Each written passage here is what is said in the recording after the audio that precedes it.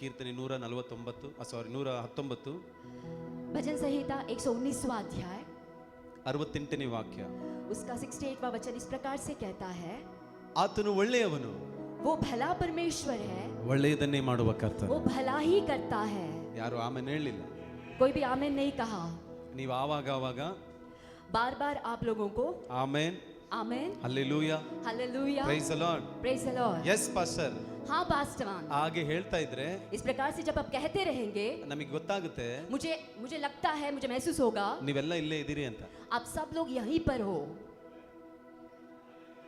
Praise God. ಮೊದಲೇ ನಾವು youth pastor, पहले ही यूथ पासवान वो है. ನಮಗೆ ಸ್ವಲ್ಪ ಸೌಂಡ್ ಜಾಸ್ತಿ ಇರಬೇಕು. मुझे थोड़ा जो आवाज जो है थोड़ा ज्यादा होना ನೀವು चाहिए. ಎಷ್ಟು ಮಟ್ಟಿಗೆ ಆಮೆನ್ ಹಲ್ಲೆಲೂಯಾ ಹೇಳ್ತಿರೋ ಅಷ್ಟರ ಮಟ್ಟಿಗೆ ರೆವಲೇಷನ್ಸ್ ಬರ್ತದೆ. कितना ज्यादा आप लोग हालेलुया आमेन कहेंगे, उतना ज्यादा जोर से मैं भी बोलूंगा. ಆಮೆನ್. आमेन. ಎಷ್ಟು ಜನ ನಂಬ್ತೀರಾ ದೇವರ ವಾಕ್ಯನೇ ನನ್ನ ಜೀವ ಎಂಬುದಾಗಿ? कितने लोग विश्वास करते हैं परमेश्वर का वचन ही मेरा जीवन है. ಸಾಮಾನ್ಯವಾಗಿ ಓದ ಕಡೆ ಎಲ್ಲ ನಾನು ಹೇಳ್ತೇನೆ ವಾಕ್ಯಗಳನ್ನ. हर हमेशा जहाँ कहीं भी मैं जाता हूँ तो वहाँ इस प्रकार से मैं कहता हूँ. ಮತ್ತಾಯನ ಬರೆದ ಸುವಾರ್ತೆ 4ನೇ ಅಧ್ಯಾಯ 4ನೇ ವಾಕ್ಯಕ್ಕೆ ಹೇಳ್ತದೆ.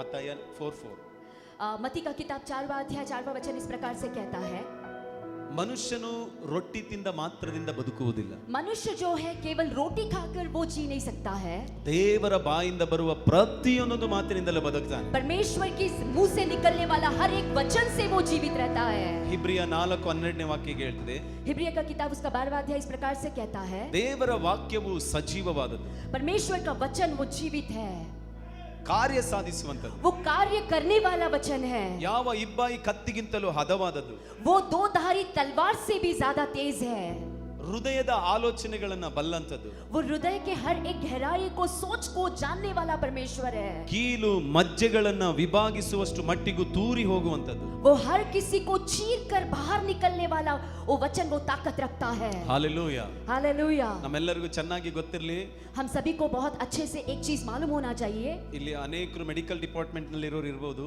कहीं सारे लोग हमारे बीच में मेडिकल में काम करने वाले होंगे. ತುಂಬಾ ವರ್ಷಗಳಿಂದ ಈ ಮಾತನ್ನ ನಾನು ಕೇಳಿದ್ದೆ. बहुत साल पहले इन बातों को मैंने कहा था. ಒಬ್ಬ ಮನುಷ್ಯನಿಗೆ ಶರೀರದಲ್ಲಿ ಎಲ್ಲಿ ರೋಗ ಬಂದ್ರೂ ಅವನಿಗೆ ಗುಣಪಡಿಸುವಂತ ಮೆಡಿಸಿನ್ ಇದೆ. मनुष्य के शरीर में कहीं पे भी अगर उसको बीमारी आता है तो चंगाई करने के लिए कुछ ना कुछ दवाई उसके लिए मौजूद है. ಆದರೆ ಈ ಮೂಳೆ ಇದೆಯಲ್ಲ, लेकिन हड्डियां जो है, ಮೂಳೆಯ ಒಳಗಡೆ ಮಜ್ಜೆ ಇದೆಯಲ್ಲ, वो हड्डियों के बीच में जो जो जो जो, जो चीज है, ಬೋನ್ ಮ್ಯಾರೋ. बोन मैरो जो कहते हैं. ಎಷ್ಟು ಜನಕ್ಕೆ ಗೊತ್ತು ಬೋನ್ ಮ್ಯಾರೋ? कितने लोगों को पता है बोन मैरो? ನೋಡ್ರಿ ಈಗ ಅರ್ಥ ಆಯ್ತು. अब समझ में आ गया. देखो हड्डियां जब इस प्रकार से उन्होंने किया तो पता चल गया. ಅದು ತುಪ್ಪ ಹೇಳ್ತಾರಲ್ಲ, उसको हम कहते हैं घी, इस प्रकार से कहते हैं. ಅಲ್ಲಿ ಏನಾದ್ರೂ ಒಬ್ಬ ಮನುಷ್ಯನಿಗೆ ರೋಗ ಬಂದ್ರೆ, अगर वहां पे कुछ बीमारी एक मनुष्य को आ जाता है, ಮರಣಕರವಾದ ರೋಗ ಏನಾದ್ರೂ ಬಂದ್ರೆ, अगर जान जाने वाला कोई बीमारी उसमें आ जाता है तो ಅದನ್ನ ಗುಣಪಡಿಸುವ ಶಕ್ತಿ ಮೆಡಿಕಲ್ ಡಿಪಾರ್ಟ್ಮೆಂಟ್ಗೆ ಇಲ್ಲ ಎಂಬುದಾಗಿ. वहां पे अगर देखा जाएगा तो उसे चंगाई करने के लिए मेडिकल डिपार्टमेंट के पास कोई भी दवाई नहीं है. ಬಟ್ ದೇವರ ವಾಕ್ಯ ಮಾತ್ರನೇ ಅದರ ಒಳಗಡೆ ಹೋಗಿ ಕಾರ್ಯ ಸಾಧಿಸಿ ಜೀವವುಳ್ಳದಾಗಿ ಎದ್ದು ಬರುವ ಹಾಗೆ ಮಾಡುವ ವಾಕ್ಯ. आमीन. परमेश्वर का वचन केवल ही उसके अंदर जाकर वो जान को डालने वाला वचन कार्य करता है. ಹಾಲೆಲೂಯಾ. हालेलुया. ಒಂದು ವೇಳೆ ಪ್ರವಾದನೆಗಳು ಬಿದ್ದು ಹೋಗ್ತದೆ, भविष्यवाणियां गिर जाती है, ಮಿರಾಕಲ್ಸ್ ಬಿದ್ದು ಹೋಗ್ಬೋದು, कई चिन्ह चमत्कार गिर जाते हैं, ಮನುಷ್ಯನು ಬಿದ್ದು ಹೋಗ್ಬೋದು, मनुष्य भी गिर जाता है, ಅಧಿಕಾರಗಳು ಬಿದ್ದು ಹೋಗ್ಬೋದು, हर एक अधिकारियां गिर जाते हैं. ಯಾಕೆ ಈ ಭೂಲೋಕನೇ ಅಳಿದು ಹೋಗ್ಬೋದು, ऐसा क्यों ना हो कि पूरा दुनिया ही वो नाश हो जाए. ದೇವರ ವಾಕ್ಯ ಎಂದಿಗೂ ಅಳಿದು ಹೋಗೋದಿಲ್ಲ, ಅದು ನಾಶ ಆಗೋದೇ ಇಲ್ಲ ಎಂಬುದಾಗಿ. परमेश्वर का वचन वो कभी भी नाश नहीं होता है. ಆಮೆನ್. आमीन. ಯೆರೆಮೀಯ 15:16ನೇ ವಾಕ್ಯದಲ್ಲಿ ಹೀಗೆ ನೋಡ್ತೇವೆ. हिब्रिया की किताब ಯೆರೆಮೀಯ एरेमिया का किताब 15:16ನೇ ವಚನ 15 और 16वां वचन इस प्रकार से कहता है. 15, 16 ಇಲ್ಲ 16, 15ನೇ ವಚನ ಯಾವುದು?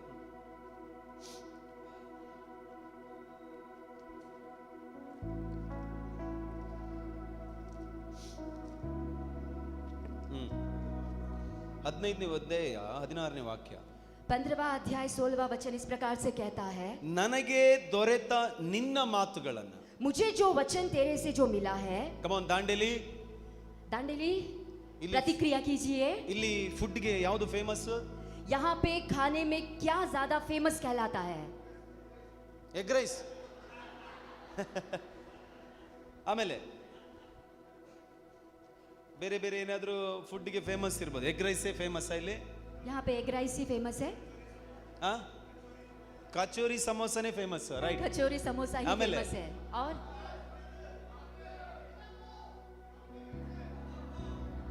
ಎಲ್ಲ ಫೇಮಸ್. ನೀವು ಹೇಳೋದು ನೋಡ್ರಿ ನಮ್ದೇ ಫೇಮಸ್ ಅನ್ನತ್ತಾರೆ. आप जिस प्रकार से कह रहे हैं तो हमें लग रहा है कि सब कुछ यहाँ पे फेमस है. ವಾಕ್ಯ ಹೇಳ್ತದೆ, वचन इस प्रकार से कहता है, ನನಗೆ ದೊರೆತ ನಿನ್ನ ಮಾತುಗಳು, मुझे जो मिला तेरा वचन जो है, ನನಗೆ ದೊರೆತ ನಿನ್ನ ವಾಕ್ಯಗಳು, जो वचन मुझे आपसे मिला है, ಆ ವಾಕ್ಯಗಳನ್ನ ಆ ಮಾತುಗಳನ್ನ उन वचनों को, उन बातों को ಎವ್ರಿ ಡೇ, हर एक दिन, ಪ್ರತಿದಿನ हर एक दिन ನಾನು ಆಹಾರವನ್ನ ಮಾಡಿಕೊಂಡೆ ಎಂಬುದಾಗಿ. मैं मेरे उपहार मैंने बना लिया हूँ. ನಮ್ಮ ಜನಗಳಿಗೆ हमारे लोगों को ಬಿರಿಯಾನಿಯನ್ನ ಹೇಗೆ ಮಾಡಿ ತಿನ್ಬೇಕಂತ ಗೊತ್ತು. बिरयानी को किस प्रकार से पकाकर खाया जाए वो उन्हें पता है. ಫಿಶ್ ಫ್ರೈ ಅನ್ನ ಹೆಂಗೆ ಫಿಶ್ ಫ್ರೈ ಮಾಡಿ ತಿನ್ಬೇಕಂತ ಗೊತ್ತು. फिश को किस तरह से फ्राई किया जाए और खा सकते हैं वो उन्हें पता है. ಈ ಏಡಿ ಏಡಿ अ, ಕ್ರ್ಯಾಬ್ ಕ್ರ್ಯಾಬ್ खेकड़ा, ಕೇಕಡ ಕೇಕಡವನ್ನ ಹೆಂಗೆ ಫ್ರೈ ಮಾಡಿ ತಿನ್ಬೇಕಂತ ಚೆನ್ನಾಗಿ ಗೊತ್ತು. खेकड़ा किस प्रकार से उसे फ्राई करके खाया जाता है वो भी पता है. ರೊಟ್ಟಿಯನ್ನ ತಟ್ಟಿ ಹೇಗೆ ಚೆನ್ನಾಗಿ ತಿನ್ಬೇಕಂತ ಗೊತ್ತು. रोटी को किस तरह से मार के बना जाता है वो भी उन्हें पता है. ಒಳ್ಳೊಳ್ಳೆ ಪೌಷ್ಟಿಕ ಆಹಾರವನ್ನ ಹೇಗೆ ನಾವು ಸೇವನೆ ಮಾಡ್ಬೇಕಂತ ಪ್ರತಿದಿನನೂ ಚೆನ್ನಾಗಿ ಯೋಚನೆ अच्छा ಮಾಡಿ. अच्छा बेहतर खाना किस प्रकार से हमें हर दिन पकाकर खाना है वो भी हमें पता है. ಆದ್ರೆ ನನ್ನ ಶರೀರಕ್ಕೆ ಜೀವವನ್ನ ಕೊಡುವ ದೇವರ ವಾಕ್ಯವನ್ನ ಹೇಗೆ ಆಹಾರ ಮಾಡಿ ತಿನ್ಬೇಕಂತ ಗೊತ್ತಿಲ್ಲ. लेकिन शरीर को जान देने वाला वचन को किस प्रकार से उसे खाया जाए वो लोगों को पता नहीं है. ದೇವರ ವಾಕ್ಯವನ್ನ ಎವ್ರಿ ಡೇ ನಮ್ಮ ಆಹಾರವಾಗಿ ಸ್ವೀಕಾರ ಮಾಡಿಕೊಳ್ಳಬೇಕು. परमेश्वर का वचन को हर दिन हमें हमारे उपहार की तरह उसे लेना चाहिए. ನಿಮಗೆ ಗೊತ್ತಾ, आपको पता है ಮತ್ತಾಯನ ಬರೆದ ಸುವಾರ್ತೆ 22ನೇ ಅಧ್ಯಾಯ 29ನೇ ವಾಕ್ಯ, मत्ती का किताब 22वां अध्याय उसका 29वां वचन इस प्रकार से कहता है. ಯೇಸುವಿಗೆ ಹೇಳ್ತಾರೆ, यीशु मसीह इस प्रकार से कहता है, ನೀವು ಶಾಸ್ತ್ರವನ್ನಾದರೂ, आप शास्त्री हो, ಅಂದ್ರೆ ವಾಕ್ಯವನ್ನಾದರೂ, आप या वचन हो ದೇವರ ಶಕ್ತಿಯನ್ನಾದರೂ या परमेश्वर का ताकत तो ತಿಳಿಯದೆ अगर आपको मालूम नहीं हो, ಎಲ್ಲ ವಿಷಯಗಳಲ್ಲಿ ತಪ್ಪಿ ಹೋಗ್ತಿದ್ದೀರಾ. हर चीजों में आप गलत कर चुके हैं. ನಮ್ಮನ್ನ ಬಲಿಷ್ಠರಾಗಿ ನಿಲ್ಲಿಸುವಂತದ್ದು ದೇವರ ವಾಕ್ಯ ಮಾತ್ರನೇ. हमें ताकतवर बना के खड़ा करने वाला एक ही है, वो परमेश्वर का वचन. Hallelujah. Hallelujah. Miracle is not god. चंगाई जो चमत्कार जो है वो परमेश्वर नहीं है. ಪ್ರಾಫಿಸಿ ಈಸ್ ನಾಟ್ ಗಾಡ್. भविष्यवाणियां वो परमेश्वर नहीं है. ಅದ್ಭುತಗಳು ದೇವರಲ್ಲ. जब चमत्कार जो है वो परमेश्वर नहीं है. ವಾಕ್ಯವೇ ದೇವರಾಗಿದ್ದಾನೆ. वचन ही परमेश्वर है. ಎಷ್ಟು ಜನ ಆಮೇಲೆ ಹೇಳ್ತೀರಾ? कितने लोग आमीन कहेंगे? ಈ ವಾಕ್ಯವನ್ನ ಚೆನ್ನಾಗಿ ತಿನ್ನೋದನ್ನ ಕಲ್ತು ಬಿಟ್ರೆ ಇದೆಯಲ್ಲ, इस वचन को अच्छे से खाना हम सीख लेंगे तो ಎಲ್ಲಾ ರೋಗಗಳು, हर बीमारियों में, ಎಲ್ಲಾ ಬಡತನ, हर एक गरीबी में, ದಾರಿದ್ರತೆ, हर एक दरिद्रता में, ರೋಗ, हर एक बीमारी में ಎಲ್ಲವನ್ನ ತೆಗೆದುಹಾಕುವ ಶಕ್ತಿ, ಕೆಪಾಸಿಟಿ ಇರುವುದು ದೇವರ ವಾಕ್ಯಕ್ಕೆ ಮಾತ್ರ. हर चीज को निकाल फेंकने का ताकत रखता है केवल परमेश्वर का वचन. हालेलुया. ಆಮೆನ್. आमेन. ಅದಕ್ಕೆ ಕೀರ್ತನೆಗಾರ ಹೀಗೆ ಹೇಳ್ತಾನೆ, इसीलिए भजन संहिता वाला इस प्रकार से कहता है, 119 ಕೀರ್ತನೆ 119 105ನೇ ವಚನದಲ್ಲಿ, 119वां अध्याय उसका 105वां वचन इस प्रकार से कहता है, ದೇವರೇ ನಿನ್ನ ವಾಕ್ಯವು ನನ್ನ ಕಾಲಿಗೆ ದೀಪ, परमेश्वर तेरा वचन ही मेरे रास्ते का उजियाला है, ನನ್ನ ದಾರಿಗೆ ಬೆಳಕು ಆಗಿದೆ. मेरे रास्ते को उजियाला है. 107ನೇ ವಚನದಲ್ಲಿ ಹೀಗೆ ಹೇಳ್ತಾನೆ, 117वां वचन इस प्रकार से कहता है, ದೇವರೇ ನಾನು ಬಹಳವಾಗಿ ಕುಗ್ಗಿ ಹೋಗಿದ್ದೇನೆ, बहुत ही मैं टूट चुका हूँ, ಬಹಳವಾಗಿ ಕುಗ್ಗಿ ಹೋಗಿದ್ದೇನೆ, बहुत ही मैं टूट चुका हूँ. ನಿನ್ನ ವಾಕ್ಯದ ಮೂಲಕ ನನ್ನನ್ನು ರೆಸ್ಟೋರ್, ನನ್ನನ್ನು ಉಜ್ಜೀವನ ಪಡಿಸಿ. तेरे वचन के द्वारा परमेश्वर पुनर्स्थापित तू मुझे कर ले. ಹಾಲೆಲೂಯಾ. हालेलुया. ನೋಡ್ರಿ, ಯಾವಾಗ ಇಸ್ರಾಯೇಲ್ರು 70 ವರ್ಷ ಬಾಬೆಲ್ ಪಟ್ಟಣವನ್ನ ಅವರು ಸೆರೆವಾಸವನ್ನ ಮುಗಿಸಿ ಪುನಃ ಯೆರೂಸಲೇಮಿಗೆ ಬರುವಾಗ, इजरायली लोग 70 साल बाबिलोन में गुलामीपन होने के बाद जब वहां से निकल आते हैं, ಮೂರು ಗುಂಪಾಗಿ ಬರ್ತಾರೆ. वहां पे 3 झुंड बनकर वो आते हैं. ಮೂರು ನಾಯಕತ್ವದಲ್ಲಿ ಬರ್ತಾರೆ. 3 अलग अलग झुंड के द्वारा वो लोग अधिकारी के द्वारा आते हैं. ಮೊದಲನೇ ಗುಂಪು ಬರುತ್ತೆ, पहला झुंड आ जाता है, ಜೆರುಬ್ಬಾಬೆಲ್ ಜೊತೆ ಬರ್ತಾರೆ. वो जेरुब्बाबेल के साथ आते हैं. ಎರಡನೇ ಗುಂಪು ಬರ್ತದೆ, दूसरा झुंड आता है, ಎಜ್ರನ ಗುಂಪು ಬರ್ತದೆ, ಎಜ್ರನ ಜೊತೆ ಎಜ್ರಾ. एज्रा के साथ आते हैं. ಮೂರನೇ ಗುಂಪು ಬರ್ತದೆ, तीसरा झुंड आता है, ನೆಹೆಮಿಯನ ಸಂಗಡ. नेहेमिया के साथ आता है. ಮೂರು ಗುಂಪುಗಳು ಬಂದು 3 झुंड भी आने के बाद ಮೊದಲನೇ ಗುಂಪು ಆಲಯವನ್ನ ಕಟ್ತಾರೆ.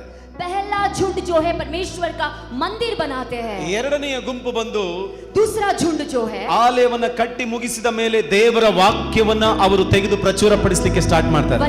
मंदिर को बनाने के बाद परमेश्वर का वचन को उठाकर वहां पे महिमा करते हैं. ನಿಮಗೆ ಗೊತ್ತಾ, किस प्रकार से करते बताए? ಅಲ್ಲಿಯವರೆಗೆ ಕಣ್ಣೀರು ಹಾಕದ ಜನ, वहां तक आंसू बहाने वाले वो लोग, ಯಾವಾಗ ಎಜ್ರನು ದೇವರ ವಾಕ್ಯವನ್ನ ತೆಗೆದು ಮಾತಾಡ್ಲಿಕ್ಕೆ ಪ್ರಾರಂಭ ಮಾಡಿದ್ನು, जब एजरा जो परमेश्वर का वचन को निकाल के वो बात करना शुरू करता है, ಎಲ್ಲರೂ ಅಳುವುದಕ್ಕೆ ಪ್ರಾರಂಭಿಸ್ತಾರೆ. हर कोई आंसू बहाने लगते हैं. ಎಲ್ಲರೂ ಕಣ್ಣೀರಿಡ್ಲಿಕ್ಕೆ ಪ್ರಾರಂಭ ಮಾಡ್ತಾರೆ. हर कोई आंसू बहाने लगते हैं. ದೇವರ ವಾಕ್ಯಕ್ಕೆ ಮಾತ್ರನೇ ಒಬ್ಬ ವ್ಯಕ್ತಿಯನ್ನ ಅವನ ಬದುಕನ್ನ ಬದಲಾಯಿಸಲಿಕ್ಕೆ ಕೆಪಾಸಿಟಿ ಇರುವುದು ದೇವರ ವಾಕ್ಯಕ್ಕೆ ಮಾತ್ರನೇ. एक इंसान को बदलने का ताकत केवल परमेश्वर का वचन ही है, उस इंसान को बदल सकता है. ಬಿಕಾಸ್ ದೇವರ ಈ ವಾಕ್ಯನೇ ದೇವರಾಗಿದ್ದಾರೆ. क्योंकि परमेश्वर का वचन ही परमेश्वर है. ಹಲ್ಲೆಲೂಯಾ. ಎಷ್ಟು ಜನ ಆಮೆನ್ ಹೇಳ್ತೀರಾ? कितने लोग आमीन कहेंगे? ಸೊ ಹಾಗಾಗಿ ವಾಕ್ಯಕ್ಕೆ ಹೆಚ್ಚಿನದಾಗಿ ಪ್ರಾಮುಖ್ಯತೆಯನ್ನು ಕೊಡಬೇಕು. इसीलिए परमेश्वर का वचन को हमें ज्यादा उसे गौरव करना है. ಪಕ್ಕದವ್ರನ್ನ ನೋಡಿ ಹೇಳ್ರಿ, अपने बाजू वालों को देखकर कहिएगा, ದೇವರ ವಾಕ್ಯವನ್ನ ಚೆನ್ನಾಗಿ ಕೇಳು. परमेश्वर का वचन को बहुत अच्छे से सुनिएगा. ಆಮೆನ್. ಹಲ್ಲೆಲೂಯಾ. हालेलुया. ನಾನು ನಿಮ್ಮ ಸಂಗಡ ಕೆಲವು ವಾಕ್ಯಗಳನ್ನ ಹೇಳಿ ನಿಮ್ಮನ್ನ ಎನ್ಕರೇಜ್ ಮಾಡಬೇಕೆಂಬುದಾಗಿ ಇಷ್ಟವುಳ್ಳವನಾಗಿ. मैं आपके बीच में कुछ वचनों को बांटकर आप सभी को उत्तेजित करने के लिए मैं चाहता हूँ. ಒಂದು 30 ವರ್ಷದಿಂದ ಮೇಲ್ಪಟ್ಟವ್ರು ಯಾರು ಇದ್ರೆ ಕೈ ಎತ್ತಿ ನೋಡೋಣ. 30 साल से ज्यादा उम्र वाले कोई है तो हाथों को ऊपर उठाइएगा. 30 ವರ್ಷದ ಮೇಲ್ಪಟ್ಟು 30 साल के ऊपर रहने वाले जो उम्र में, ನೇರವಾಗಿ ಕೈ ಎತ್ತಿ. आप सीधे तरीके से अपने हाथों को ಅಲ್ಲ, ಇದು ಯೂತ್ उठाइएगा. ಮೀಟಿಂಗ್ ಅಲ್ವಾ? ये यूथ मीटिंग नहीं है. ನಿಮ್ಮನ್ನ ಯಾರನ್ನೂ ಹೊರ ಕಳಿಸಲ್ಲ. मैं किसी को भी बाहर नहीं भेजने वाला हूँ. ನೀವೆಲ್ಲರೂ ಯೌವನಸ್ಥರೇ. आप सभी यूथ ही है, जवान है. ನೋಡ್ರಿ, ಆಮೇಲೆ ಹೇಳಕ್ಕೂ ಧೈರ್ಯ ಇಲ್ಲ. आमीन बोलने के लिए भी हिम्मत नहीं है. ಯಾರು 30 ವರ್ಷದ ಮೇಲ್ಪಟ್ಟವರು. जो कोई भी 30 साल से ऊपर है, ಸೊ ಹಾಗಾಗಿ ನಾನು ಯೌವನಸ್ಥನೇ. मैं जवान हूँ. ನೀವು ಯಾಜಕ ಕಾಂಡ 27 7ನೇ ವಾಕ್ಯವನ್ನು ಓದಿದ್ರೆ, आप ಯಾಜಕ ಕಾಂಡ ಲೆವಿಟಿಕಸ್ ले व्यवस्था का अगर उस अध्याय को अगर पढ़ लेंगे तो 27ನೇ ಅಧ್ಯಾಯ 7ನೇ ವಾಕ್ಯ ಓದಿದ್ರೆ 22वां अध्याय 7वां वचन को पढ़ेंगे तो ವಾಕ್ಯ ಏನ್ ಹೇಳ್ತದೆ ಗೊತ್ತಾ? वचन किस प्रकार से कहता है पता है? ಯಾರು ಏಜ್ ಆದವ್ರು ಗೊತ್ತಾ? ಯಾರು ವಯಸ್ಸಾದವ್ರು ಗೊತ್ತಾ? कौन उम्र से ज्यादा उम्र वाले कहलाते पता ಆ है? ವಾಕ್ಯದ ಪ್ರಕಾರ उस वचन के अनुसार 60 ವರ್ಷವಾದ ಪ್ರಾಯವನ್ನ ಮೀರಿದ ಅಂತ ಹೇಳ್ತದೆ. 60 साल के ऊपर रहने वालों को वहां कहा जाता है वो बूढ़े हैं. ಹಾಗಿದ್ರೆ ದೇವರ ವಾಕ್ಯದ ಪ್ರಕಾರ ನೀವು 60 ವರ್ಷ ಇದ್ರೂ ಯೌವನಸ್ಥರೇ ಎಂಬುದಾಗಿ. इसका मतलब परमेश्वर का वचन के अनुसार आप 60 साल के भी हैं. ನಂಬಿಕೆ ಉಳ್ಳವರು ಮಾತ್ರ ಒಂದು ಗಟ್ಟಿಯಾಗಿ ಆಮೆನ್. आप जोर से ताली बजाते हुए आमीन कहेंगे. ಒಂದು ವಾಕ್ಯವನ್ನು ಓದೋಣ. एक वचन को पढ़ लेंगे. ಇಬ್ರಿಯದವರ ಬರೆದ ಪತ್ರಿಕೆ, हिब्रियों की किताब. ಇವತ್ತು 2 ವಾಕ್ಯಗಳನ್ನ ನಾವು ಧ್ಯಾನ ಮಾಡ್ಲಿಕ್ಕಿದ್ದೇವೆ. 2 वचनों को आज हम ध्यान करने के लिए जा रहे हैं. ಇಬ್ರಿಯದವರ ಬರೆದ ಪತ್ರಿಕೆ हिब्रियों का किताब 4ನೇ ಅಧ್ಯಾಯ 4वां अध्याय 16ನೇ ವಾಕ್ಯ. उसका 16वां वचन को पढ़ लेंगे. ರೋಮಪುರ ಬರೆದವರ ಪತ್ರಿಕೆ रोमियों का किताब 8ನೇ ಅಧ್ಯಾಯ 8वां वचन 14-15ನೇ ವಾಕ್ಯ. 14 और 15वां वचन को पढ़ लेंगे. ಕಮಾನ್. ಮೊದಲನೇದಾಗಿ ಇಬ್ರಿಯದವರ ಬರೆದ ಪತ್ರಿಕೆ पहला हिब्रियों का किताब 4ನೇ ಅಧ್ಯಾಯ 4वां अध्याय 16ನೇ ವಾಕ್ಯ. 16वां वचन को पढ़ लेंगे. ರೋಮಪುರದವರ ಬರೆದ ಪತ್ರಿಕೆ रोमियों का किताब 8ನೇ ಅಧ್ಯಾಯ 8वां वचन 14-15ನೇ ವಾಕ್ಯ. 14 और 15वां वचन को पढ़ लेंगे. ಯಾರಾದ್ರೂ ನನಗೋಸ್ಕರ ಓದ್ರಿ ನೋಡೋಣ. कृपया कोई तो हमारे लिए पढ़ लीजिएगा. ಮೈಕ್ ಒಂದೇ ಇರೋದಾ?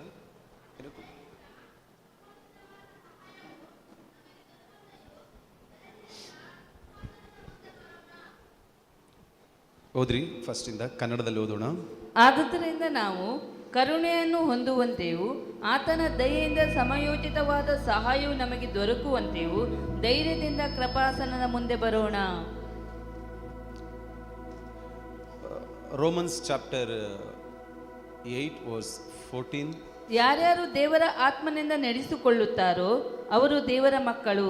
ನೀವು ತಿರುಗಿ ಭಯದಲ್ಲಿ ಬೀಳುವ ಹಾಗೆ ದಾಸನ ಭಾವವನ್ನು ಹೊಂದಿದವರಲ್ಲ, ಮಗನ ಭಾವವನ್ನು ಹೊಂದಿದವರಾಗಿದ್ದೀರಿ. ಈ ಭಾವದಿಂದ ನಾವು ದೇವರನ್ನು ಅಪ್ಪ, ತಂದೆ ಎಂದು ಕೂಗುತ್ತೇವೆ. ನಾವು ದೇವರ ಮಕ್ಕಳಾಗಿದ್ದೇವೆಂಬುದಕ್ಕೆ ಪವಿತ್ರಾತ್ಮನೇ ನಮ್ಮ ಆತ್ಮದೊಂದಿಗೆ ಸಾಕ್ಷಿ ಹೇಳುತ್ತಾನೆ. Amen. ನಾವು Amen. ಹಿಂದಿಯಲ್ಲಿ ಒಂದ್ಸಾರಿ ಓದುವ. 4:16 ಇಬ್ರಿಯ 4:16. इसीलिए आओ हम अनुग्रह के सिंहासन के निकट हियाव बांधकर चले कि हम पर दया हो और वह अनुग्रह पाए जो आवश्यकता के समय हमारी सहायता करे. Romans chapter 8 verse 14 and 15.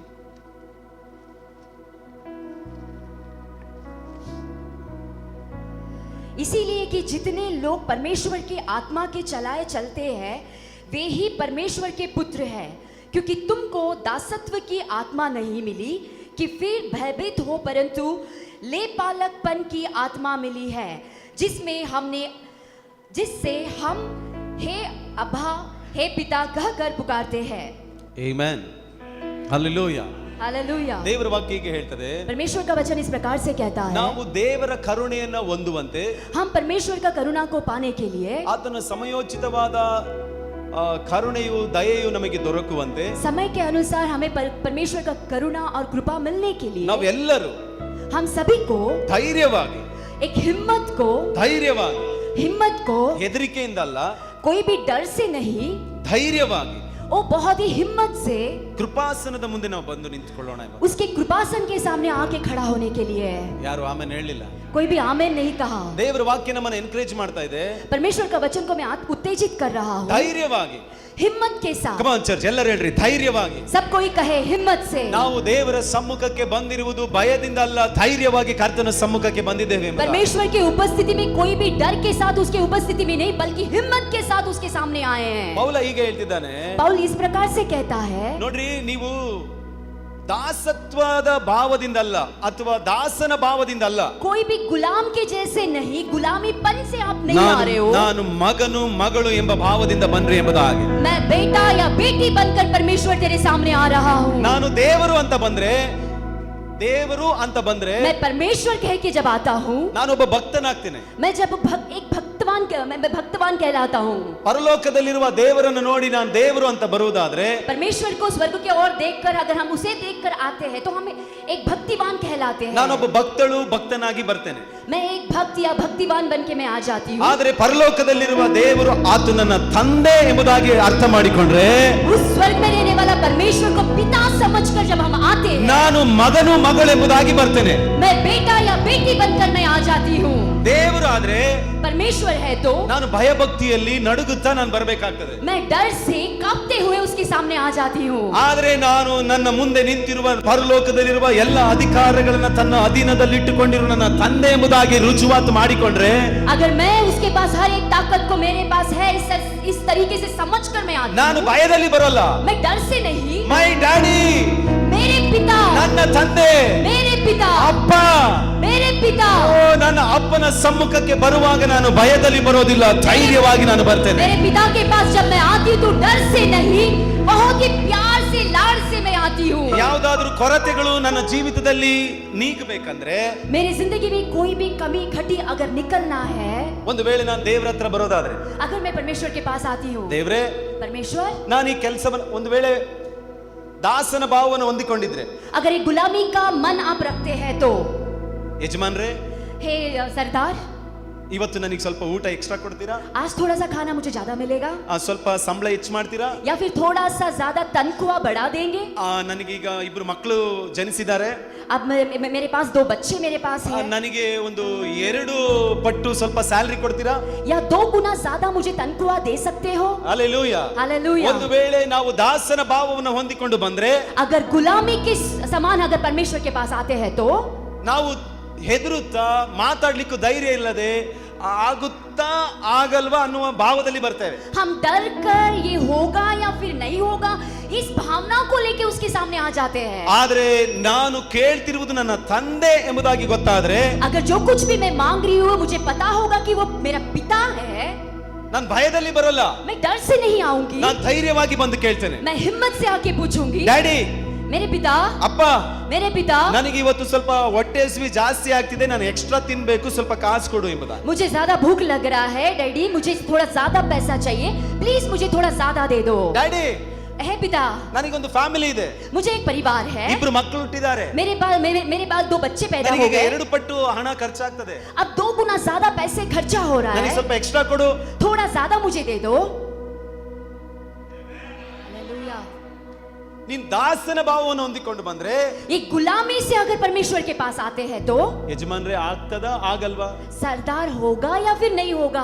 But ನೀನ್ ಮಗನ ಭಾವವನ್ನು ಹೊಂದಿಕೊಂಡು ಬಂದ್ರೆ अगर बेटे का मन रखकर अगर आते हैं ಧೈರ್ಯವಾಗಿ ಬಂದು ಕೇಳ್ತೀಯ. तो हिम्मत से आके आप मांग लेते हो. ನೇರವಾಗಿ ತಂದೆಯ ಪಾಕೆಟ್ ಒಳಗಡೆನೆ ಕೈ ಹಾಕುವಂತೆ ತಂದೆ ಮಾಡ್ತಾನೆ. सीधा आकर पिता के पॉकेट में हाथ डालकर आप ले जा सकते हो. ನಾವು ನೋಡ್ರಿ, ದೇವರು ಅಂತ ಬಂದ್ರೆ देखिए, हम अगर परमेश्वर के पास आते हैं, ನೀನು ಭಕ್ತನಾಗಿ ಭಯದಲ್ಲಿ ಬರ್ತೀಯ, आप एक भक्त के समान डर को लेकर आ जाते हैं. ಬಟ್ ನಿನ್ನ ಮುಂದೆ ಇರುವವನು ತಂದೆ ಅಂತ ಗೊತ್ತಾದ್ರೆ अगर आपके सामने जो है वो आपका पिता है, इस समझ को रख कर आते हैं, ಧೈರ್ಯವಾಗಿ ಬರ್ತೀಯ. आप हिम्मत के साथ आ जाते हैं. ಸಮಟೈಮ್ಸ್ कुछ समय ನನ್ನ ಸಭೆಯಲ್ಲಿ हमारी कलीसिया में ನಾನು ಕುಳಿತಿರ್ತೇನೆ, मैं बैठा रहता हूँ, ನನ್ನ ಮೈನ್ ಗೆಸ್ಟ್ ಆಗಿರ್ತೇನೆ. मैं वहाँ पे मेन गेस्ट रहता हूँ. ಕೆಲವು ಕಡೆ ಹೋದಾಗ ನಾನು ಮೈನ್ ಗೆಸ್ಟ್ ಆಗಿರ್ತೇನೆ. हाँ, बाकी कुछ जगहों में जाता हूँ तो मैं एक चीफ गेस्ट में बन जाता हूँ. ಸಮಟೈಮ್ಸ್ ತುಂಬಾ ದೊಡ್ಡ ಕ್ರೌಡ್ ಇರೋ ಟೈಮ್ ಅಲ್ಲಿ, कुछ समय में बहुत ही ज्यादा लोग जब रहते हैं, ಅಲ್ಲಿ ನನ್ನನ್ನ ಕರೆಸಿರೋ ತುಂಬಾ ಜನ ಎಲ್ಲ ಏನ್ ಮಾಡ್ತಾರೆ, ನನ್ನ ಹತ್ರ ಯಾರನ್ನು ಬರ್ಲಿಕ್ಕೆ ಬಿಡೋಲ್ಲ. वहाँ पे मेरे पास किसी को भी आने के लिए वो नहीं छोड़ते हैं. ಅಣ್ಣಗೆ ಸುಮ್ಮನೆ ಡಿಸ್ಟರ್ಬ್ ಮಾಡ್ತಾರೆ, भाई को बहुत ज्यादा वो तकलीफ ಹಾಗೆ देंगे, ಹೇಳಿ ಯಾರನ್ನು ನನ್ನ ಹತ್ರಕ್ಕೆ ಬರ್ಲಿಕ್ಕೆ ಬಿಡಲ್ಲ. इस प्रकार से कहते हुए उनके पास किसी को भी जाने के लिए नहीं छोड़ते हैं. ಆದ್ರೆ ಒಬ್ರು ಮಾತ್ರ ಆಚೆ ಈಚೆ ಎಲ್ಲ ಓಡಾಡಿ ಹಿಂಗ ಅಂತಾನೆ, ಹೀಗೆ ಮಾಡ್ತಾನೆ, ಎಲ್ಲ ಹಿಂಗೆಲ್ಲ ಮಾಡ್ತಾನೆ. लेकिन एक जो है वो आता है, घूमता है, अगल बगल यहाँ पे घूमता है, हाथ लगाता है, छूता है, इस तरह से वो करता है. ನಾನು ಕುಳಿತಿರುವ ಸ್ಥಳಕ್ಕೆ ಬಂದು ನನ್ನ ತೊಡೆ ಮೇಲೆ ಕುತ್ಕೊಳ್ತಾನೆ. जहाँ पे मैं बैठा हूँ वहीं पे मेरे गोद में आके बैठ जाता है. ಹಲ್ಲೆಲೂಯಾ. हालेलुया. ಯಾರಿಗೆ ತನ್ನ ತಂದೆಯ ಹತ್ತಿರಕ್ಕೆ, ಯಾರಿಗೆ ನನ್ನ ಸಮ್ಮುಖಕ್ಕೆ ಬಂದು ನಿಂತುಕೊಂಡು ಅವನು ಹೇಗೆ ಬೇಕಾದ್ರೂ ನನ್ನ ಸಂಗಡ ಇರಬಹುದು ಅಂತ ಅನ್ನಿಸ್ಕೊಳ್ಳೋನು ಯಾರಾದ್ರೂ ಇದ್ರೆ ಅದು ಮಗನು ಮಾತ್ರನೇ. अगर कोई मैं जाके खड़ा रह के कुछ भी करूं कुछ नहीं होगा, वैसा स्वभाव जिसका रहता वो बेटा का ही होता है. ಅಲ್ಲ, ಚೆಕ್ ಮಾಡಿದೆ, ನಾನು ಕೂತ್ಕೊಳ್ತೀನಿ, ನನಗೆ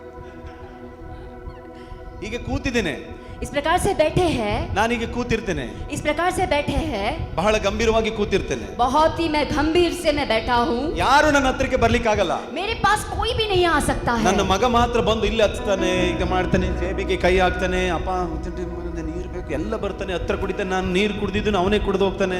बेटा आके गोद में बैठ जाता है, पानी पीता है, पॉकेट में हाथ डालता है, यहाँ वहाँ ये वो सब कुछ करते रहता है. ಇವಾಗ ಹೇಳ್ರಿ, ಇಲ್ಲಿದ್ದಂತ ಸಹೋದರರಿಗೆ अब यहाँ पे बैठे हुए भाइयों को ಅವ್ನು ಕೇಳ್ತಾನ, अगर वो पूछते हैं क्या, ನನ್ನ ಮಗ ಇದ್ದಾನೆ मेरा बेटा अगर रहने से है, ಅರವಿಂದ್ ಎಂಬುದಾಗಿ, उनका बेटे का नाम है अरविंद, ಅವನೀಗ 4 years. अब वो 4 साल का है. ಅವನು ಕೇಳ್ತಾನೆ, ಸರ್ ಅವ್ರ ಹತ್ರ ಸ್ವಲ್ಪ ಹೋಗ್ಬೇಕು, ಒಂಚೂರು ಜಾಗ ಮಾಡಿ ಕೊಡ್ತೀರಾ ಕೇಳ್ತಾನ. वो क्या इस प्रकार से पूछेगा, सर मुझे उनके पास जाना है, थोड़ा जगह बना दो, इस प्रकार से पूछेगा. ಇಫ್ ಇನ್ ಕೇಸ್ ಅವ್ರ ಹತ್ರ ಹೋಗಂಗಿಲ್ಲ ನೀನು ಅಂತ ಅವ್ರನ್ನ ತಡೆದ್ರೆ, अगर समझो अगर उसके पास नहीं जाना है बोल के अगर धक्का मार देंगे, ನನ್ನ ಮಗನ ಏನಾದ್ರೂ ಸ್ಟಾಪ್ ಮಾಡಿದ್ರೆ, उस बेटे को अगर कोई भी रोक देता है तो ಹಲೋ ಅವ್ರ ಮೈ ಡ್ಯಾಡಿ, ಅವ್ರ ನನ್ನ ಅಪ್ಪ, वो कहेंगे नहीं वो मेरा पिता है. ಅವನು ಯಾವ ಸ್ಥಾನದಲ್ಲಿದ್ರು ಅವನು ನನ್ನ ಅಪ್ಪ. वो किसी भी स्थान पे क्यों ना हो, वो ಯಾರು मेरा ಕೂಡ ಅವನನ್ನ पिता है. ಯಾರು ಕೂಡ ಅವನನ್ನ ತಡೆದು ನಿಲ್ಲಿಸಲಿಕ್ಕೆ ಸಾಧ್ಯ ಇಲ್ಲ. कोई भी उसे रोक नहीं सकता है, ಬಿಕಾಸ್ ಅವನಿಗೊಂದು ಧೈರ್ಯ. क्योंकि पिता बोलेगा तो हिम्मत आता है. ಏನು ಧೈರ್ಯ? क्या वो हिम्मत है? ಅಲ್ಲಿ ಕುಳಿತಿರೋ ನನ್ನ ಅಪ್ಪ ಎಂಬುದಾಗಿ. वहाँ पे जो बैठा है वो मेरा पिता है. ನಾನು ನೀನು ಯೇಸುವಿನ ಸಮ್ಮುಖಕ್ಕೆ ಬರುವಾಗ ದೇವರು ಅಂತ ಬರಬಾರದು. आप और मैं जब परमेश्वर के पास आता है तो वो ಯೇಸು ನನ್ನ ಅಪ್ಪ, यीशु मसीह मेरा पिता है. ಧೈರ್ಯವಾಗಿ ಬರಬೇಕು ನಾವು ದೇವರ ಸಮ್ಮುಖಕ್ಕೆ. परमेश्वर के पास हम हिम्मत के साथ हमें आना है। ಅದಕ್ಕೆ ಇಬ್ರಿಯ 4:16ನೇ ವಾಕ್ಯದಲ್ಲಿ ಹೇಳ್ತದೆ, इब्रियों का किताब 4 अध्याय 16वां वचन इस प्रकार से कहता है, ದೇವರ ಕರುಣೆಯನ್ನು ನಾವೆಲ್ಲರೂ ಹೊಂದುವಂತೆ, परमेश्वर का करुणा को हम सब पाने के लिए, ಸಮಯೋಚಿತವಾದ ದಯೆಯು ಆತನಿಂದ ನಮಗೆ ದೊರಕುವಂತೆ, समय के अनुसार वो हिम्मत हमें मिलने के लिए, Come on, ಭಯದಿಂದ ಅಲ್ಲ, डर से नहीं, ಧೈರ್ಯವಾಗಿ ನನ್ನ ಅಪ್ಪನ ಸಮ್ಮುಖಕ್ಕೆ ನಾನು ಬರ್ತೇನೆ. हिम्मत से मैं मेरे पिता के पास आता हूँ, ನಾನು ಆರಾಧಿಸುವ ಯೇಸು ನನ್ನ ಅಪ್ಪ ಆಗಿದ್ದಾನೆ. क्योंकि जिस परमेश्वर का मैं आराधना करता हूँ मेरा पिता है। ಅದಕ್ಕೆ ಪೌಲ ಹೇಳ್ತಿದ್ದಾನೆ, इसीलिए पौल इस प्रकार से कहता है 8:15ನೇ ವಚನದಲ್ಲಿ, 8वां अध्याय 15वां वचन में, ರೋಮಪುರ 8:15ರಲ್ಲಿ, रोमियो का किताब 8:15 में, ನಾವು ಹೊಂದಿಕೊಂಡಿರುವುದು ದಾಸನ ಭಾವ ಅಲ್ಲ. हम जो पाए हैं कोई भी गुलामी का आत्मा को नहीं। Come on, दांडेली सुनिएगा, ಅಲ್ಲ ಹೇಳ್ಬೇಡ್ರಿ. ಕಮಾನ್ ದಾಂಡೇಲಿ ಹಂಗೆ ಹೇಳ್ರಿ. ಯಾವತ್ತಿಗೂ ಮರಿಬಾರ್ದು, कभी भी हमें भूलना नहीं है, ನಾನು ಆರಾಧಿಸುವ ಯೇಸು, मैं जो आराधना करने वाला पर यीशु जो है ಮೈ ಡ್ಯಾಡಿ, वो मेरा पिता है, ನನ್ನ ತಂದೆ ಅವರು. वो मेरा पिता है। ಅಲ್ಲೆಲೂಯ. हालेलुया। ನೀವು ಯಾವತ್ತಾದ್ರೂ ಕೇಳಿದಿರಾ, ಡ್ಯಾಡಿ ನನಗೆ ಹೊಟ್ಟೆ ಹಸಿವಾಗ್ತಿದೆ, ಪ್ಲೀಸ್ ಇವತ್ತೇನಾದ್ರೂ ದಯಮಾಡಿ ಕೊಡ್ತೀರಾ, ಸ್ವಲ್ಪ ಏನಾದ್ರೂ ತಿನ್ಲಿಕ್ಕೆ ಕೊಡ್ತೀರಾ, ಇವತ್ತೇನಾದ್ರೂ ದೊರಕಬಹುದಾ ಪ್ಲೀಸ್ ಅಂತ ಯಾವತ್ತಾದ್ರೂ ಕೇಳಿದಿರಾ ನಿಮ್ಮ ಅಪ್ಪ? कभी आपने इस प्रकार से किया है क्या, डैडी मुझे कुछ तो चाहिए, कुछ मुझे मिलेगा क्या, थोड़ा सा मिलेगा क्या, ऐसा मांगे हो? ಕೇಳಿದಿರಾ? इस प्रकार से मांगे हो? ನೀವು ಸುಮ್ಮನೆ ಕೂತಿರೋದು ನೋಡ್ರೆ ಹ್ಞೂ ಪಾಸ್ ನಾವು ಹಂಗೆ ಕೇಳೋದು ಅಂತ. आप चुपचाप से बैठे हो, इस प्रकार से लग रहा है हाँ हम ऐसे ही मांगते हैं। ಹಲೋ, ಧೈರ್ಯವಾಗಿ ಕೇಳಿ, हिम्मत से मांगिएगा, ನಾವೇನನ್ನ ಮಾಡ್ಲಿಕ್ಕೆ ಆಗಲ್ವೋ जो कुछ भी हमें करने के लिए होगा ಎಲ್ಲವನ್ನ ನಮಗೋಸ್ಕರ ಯೇಸು ಮಾಡುವವನಾಗಿದೆ. हर चीज यीशु मसीह हमारे लिए करेगा। ಹಲ್ಲೆಲೂಯಾ. हालेलुया। ನಾವು ಭಯದಲ್ಲಿ ಬರಬಾರ್ದು. हम डर से नहीं आना है। ಪೌಲ ಹೇಳ್ತಿದ್ದಾನೆ, पौल कहता है ಧೈರ್ಯವಾಗಿ ಕೃಪಾಸನದ ಹತ್ರ ಬಾ ಅಂತ. हिम्मत के साथ कृपासन के सामने तू आ जा। ಎಲ್ಲ ಹೇಳ್ರಿ, ಧೈರ್ಯವಾಗಿ सब कोई कहे हिम्मत से, ಕೃಪಾಸನದ ಮುಂದೆ. वो कृपासन के सामने। ಎಲ್ಲ ಹೇಳ್ರಿ, ಧೈರ್ಯವಾಗಿ आप सब कहिए हिम्मत से, ಕೃಪಾಸನದ ಮುಂದೆ. कृपासन के सामने। ವಾಕ್ಯ ಹೇಳ್ತದೆ, वचन कहता है, ನಾವೆಲ್ಲರೂ ವಾಕ್ಯವನ್ನ ತೆಗೆಯೋಣ. हम सभी वचन को निकालेंगे। ಯಾಜಕ ಕಾಂಡ ಪುಸ್ತಕ ಲೆವಿಟಿಕಸ್, ಹಂಗೆ ಹೇಳಿ, ले व्यवस्था का ले व्यवस्था 16ನೇ ಅಧ್ಯಾಯ ಮೊದಲನೇ ವಚನ.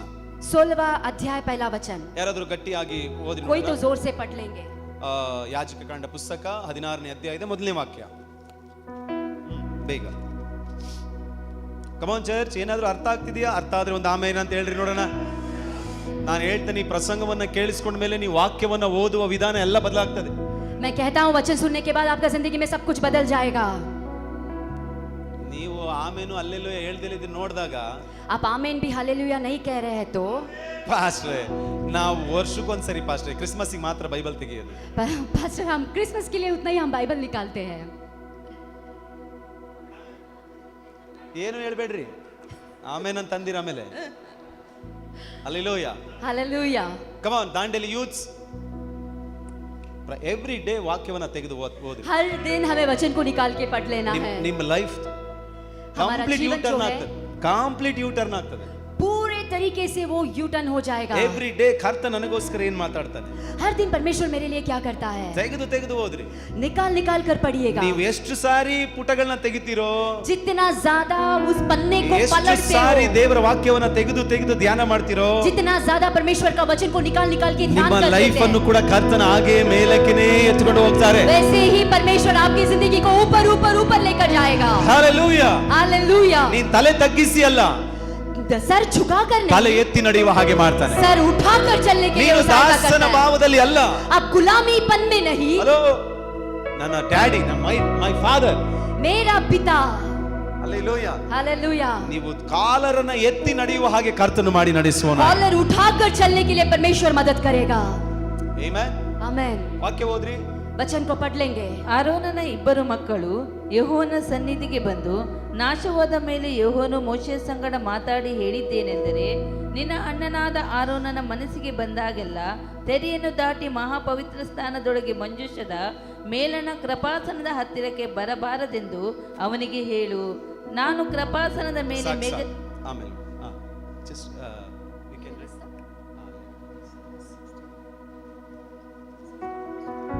Verse 5.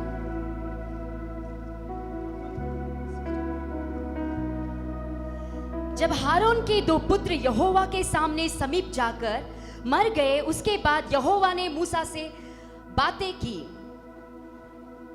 ಕಂಪ್ಲೀಟ್ ಆಯ್ತಾ? ಓಕೆ, ಕೇಳಿಸ್ಕೊಳ್ರಿ. सुन लीजिएगा, ಮೋಶೆನ ಕರೆದ್ರು ದೇವರು. मूसा को बुलाकर परमेश्वर, ಮೋಶೆ, मूसा ಒಂದ್ ಕೆಲಸ ಮಾಡು, एक काम कर ले, ನಿನ್ನ ಅಣ್ಣನಾದ ಆರೋನನ್ನ ಕರೆ. तेरे भाई हारून को तो बुला ले। ಸುಮ್ಮನೆ ಮನಸ್ಸಿಗೆ ಬಂದಂಗೆಲ್ಲ, चुपचाप मन में जो आया यूं ही नहीं। ಅಂದ್ರೆ ಅರ್ಥ ಏನ್ ಗೊತ್ತಾ? उसका मतलब क्या है पता है? ಇಷ್ಟ ಬಂದಂಗೆಲ್ಲ. अपने मन मर्जी के द्वारा नहीं। ಅಂದ್ರೆ ಅರ್ಥ ಏನ್ ಗೊತ್ತಾ? उसका मतलब यह है ಬೇಕಾ ಬಿಟ್ಟಿಯಾಗಿ, या जो मन चाहे उस प्रकार से नहीं, ಮನಸ್ಸಿಗೆ ಬಂದಂಗೆಲ್ಲ. मन चाहे उस प्रकार से नहीं। ಕೃಪಾಸನದ ಮುಂದೆ ಬಂದು ನಿಂತ್ಕೊಳ್ಳಕ್ಕೆ ಹೇಳ್ಬೇಡ. कृपासन के सामने आकर खड़ा होने के लिए उसे मत कहो, ನಾಶವಾದನು. वो नाश हो जाएगा। ಹಲೋ, हेलो, ಮನಸ್ಸಿಗೆ ಬಂದಾಗೆಲ್ಲ ಕೃಪಾಸನದ ಹತ್ರ ಬರೋಂಗಿಲ್ಲ. जैसा मन चाहता है उस प्रकार से हम उस कृपासन के सामने आ नहीं सकते हैं। ಯಾಕೆ? क्यों? ಎಲ್ಲಿದೆ ಕೃಪಾಸನ? ಎಲ್ಲಿದೆ? कृपासन कहाँ है? ನಮ್ಮೆಲ್ಲರಿಗೂ ಚೆನ್ನಾಗಿ ಗೊತ್ತಿರೋಗೆ ದೇವದರ್ಶನ ಗುಡಾರ. हम सबको पता है परमेश्वर का मंजूष, जो सबको पता है। ಎಷ್ಟು ಜನ ಗೊತ್ತಿದೆ? ಅವ್ರು ಮಾತ್ರ ಹಿಂಗೆ ಕೈ. कितने लोगों को पता है? वो हाथ को यूं हिलाइएगा। ದೇವದರ್ಶನ ಗುಡಾರ ಹೇಗೆ ಕಟ್ಟಲ್ಪಟ್ಟಿದೆ? परमेश्वर का वो जो मंदिर बनाया गया है, ಅಂಗಳ, वहाँ पे बाहर वरांडा है, ಪರಿಶುದ್ಧ ಸ್ಥಳ, उसके बाद पवित्र स्थान है, ಮಹಾಪರಿಶುದ್ಧ ಸ್ಥಳ. उसके बाद अति पवित्र स्थान। ಪರಿಶುದ್ಧ ಸ್ಥಳಕ್ಕೂ ಮಹಾಪರಿಶುದ್ಧವಾದ ಸ್ಥಳಕ್ಕೂ ಮಧ್ಯದಲ್ಲಿ ಒಂದು ಕರ್ಟನ್. पवित्र स्थान को अति पवित्र स्थान के बीच में एक पर्दा है। ಹೊರಗಡೆ ಏನಿದೆ? ಅಂಗಳದಲ್ಲಿ ಏನಿದೆ? बाहर वरांडा में क्या है? ಯಜ್ಞವೇದಿ ಇದೆ. वहाँ पे यज्ञ वेदी है। ಕೈ ತೊಳಿಲಿಕ್ಕೆ ಗಂಗಾಳ ಇದೆ. वहाँ पे हाथ को धोने के लिए कुछ चीजों को रखा गया है। ಒಳಗಡೆ ಎಂಟ್ರಿ ಆದ್ರೆ उसके अंदर जब आप आ जाते हो, ಲೆಫ್ಟ್ ಸೈಡ್ ಅಲ್ಲಿ ದೀಪಸ್ತಂಭ ಇದೆ. उसके बाद आप दाहिने तौर पे एक दिया को देखते हैं। ದೀಪಸ್ತಂಭ, ಮೆನೋರಾ. दिया को लगाने वाला एक उस चीज को ಅದ್ರ देखते ಆಪೋಸಿಟ್, हैं। ಅದ್ರ ಆಪೋಸಿಟ್ ಏನಿದೆ? उसके उसके ऑपोजिट में क्या है? ರೊಟ್ಟಿಯ ಮೇಜ್ ಇದೆ. वहाँ पे रोटी को रखने वाला मेज है। ಈ ಮಹಾಪರಿಶುದ್ಧವಾದ ಸ್ಥಳಕ್ಕೆ ಬರ್ಲಿಕ್ಕಿಂತ ಮುಂಚೆ ಏನಿದೆ? अति पवित्र स्थान के उधर आने से पहले बीच में क्या है? ಧೂಪವೇದಿ ಇದೆ. वहाँ पे धूप चढ़ाने वाला वेदी ಅದನ್ನ है। ದಾಟಿ ಒಳಗಡೆ ಬಂದ್ರೆ ಮಹಾಪರಿಶುದ್ಧವಾದ ಸ್ಥಳ. उसको लांग कर जब अंदर आ जाते हैं तो वहाँ पे अति पवित्र स्थान कहलाने वाला जगह है। ಇಲ್ಲಿ ಏನಿದೆ? अब यहाँ क्या है? ಮಂಜೂಷ ಇದೆ. यहाँ पे मंजूष है। ಮಂಜೂಷ ಹೇಗೆ ಕಟ್ಟಲ್ಪಟ್ಟಿದೆ? वो मंजूष किस प्रकार से बनाया गया है? ಮಂಜೂಷದ ಒಳಗಡೆ ಏನಿದೆ? उसके अंदर क्या है? ದಶಾಜ್ಞೆ ಇದೆ. 10 आज्ञाएं हैं। ಆರೋನನ ಚಿಗುರಿದ ಕೋಲಿದೆ. आरोन का वो लकड़ी है। ಮನ್ನಾ ಇದೆ. वहाँ पे मन्ना है। ಅವೆಲ್ಲವೂ ಮೂರು ಒಳಗಡೆ ಇಟ್ಟು उन तीनों को उठाकर अंदर डालकर ಅದರ ಮೇಲೆ ಒಂದು ಕೃಪಾಸನವನ್ನು ಒದಿಸಿ उसके ऊपर एक कृपासन को लगाकर ಅದರ ಎಡಭಾಗದಲ್ಲೂ ಬಲಭಾಗದಲ್ಲೂ ಕೇರುಬಿಗಳು ಕೃಪಾಸನವನ್ನು ನೋಡುವ ಹಾಗೆ ಇದೆ. वहाँ पे केरूबियां उसके दाएं और बाएं जगह पे वो खड़े हुए उस प्रकार से वो दिखाई देता है। ಕೇರುಬಿಗಳು ನೋಡುವ ಸ್ಥಳದಲ್ಲೇ ದೇವರ ಶಕೈನ ಇಳಿದು ಬರ್ತದೆ. केरूबी जो लोग खड़े हैं उसी के बीच में परमेश्वर का शकायना, वो महिमा वहाँ पे उतर आता है। ಆ ಕೃಪಾಸನದ ಮೇಲೇನೆ ದೇವರ ಶಕೈನ, ದೇವರೇ ಇಳಿದು ಬಂದು ಮಾತಾಡುವವನಾಗಿದ್ದಾನೆ. वो कृपासन के ऊपर ही परमेश्वर ही उतर कर वो बात करता है। ಹಲ್ಲೆಲೂಯ. हालेलुया। ಈ ಮಂಜೂಷವನ್ನ ಈ ಮನ್ನಾ, ಆರೋನನ ಚಿಗುರಿದ ಕೋಲು, ದಶಾಜ್ಞೆಗಳನ್ನ ಯಾಕೆ ಒಳಗಡೆ ಇಟ್ಟು ಕೃಪಾಸನ ಮುಚ್ಚಿದ್ರು ಗೊತ್ತಾ? क्यों आरोन के वो लकड़ी को, उसके अलावा मन्ना को पर उसके अंदर रखकर ढक दिया? क्यों पता है? ಮನ್ನಾ ದೇವರ ಮಿರಾಕಲ್, ಅದು ಅದ್ಭುತ, ದೇವರಿಂದ ಬಂದಂತ ಮಹತ್ ಕಾರ್ಯ. मन्ना जो है परमेश्वर से आया हुआ चमत्कार है। ದಶಾಜ್ಞೆ ದೇವರು ಕೊಟ್ಟದ್ದು. 10 आज्ञाओं को परमेश्वर ने दिया हुआ है। ಆರೋನನ ಚಿಗುರಿದ ಕೋಲು, ಅದರ ಅರ್ಥ ಯಾಜಕತ್ವವನ್ನ ನೇಮಿಸಿದ್ದು ದೇವರು.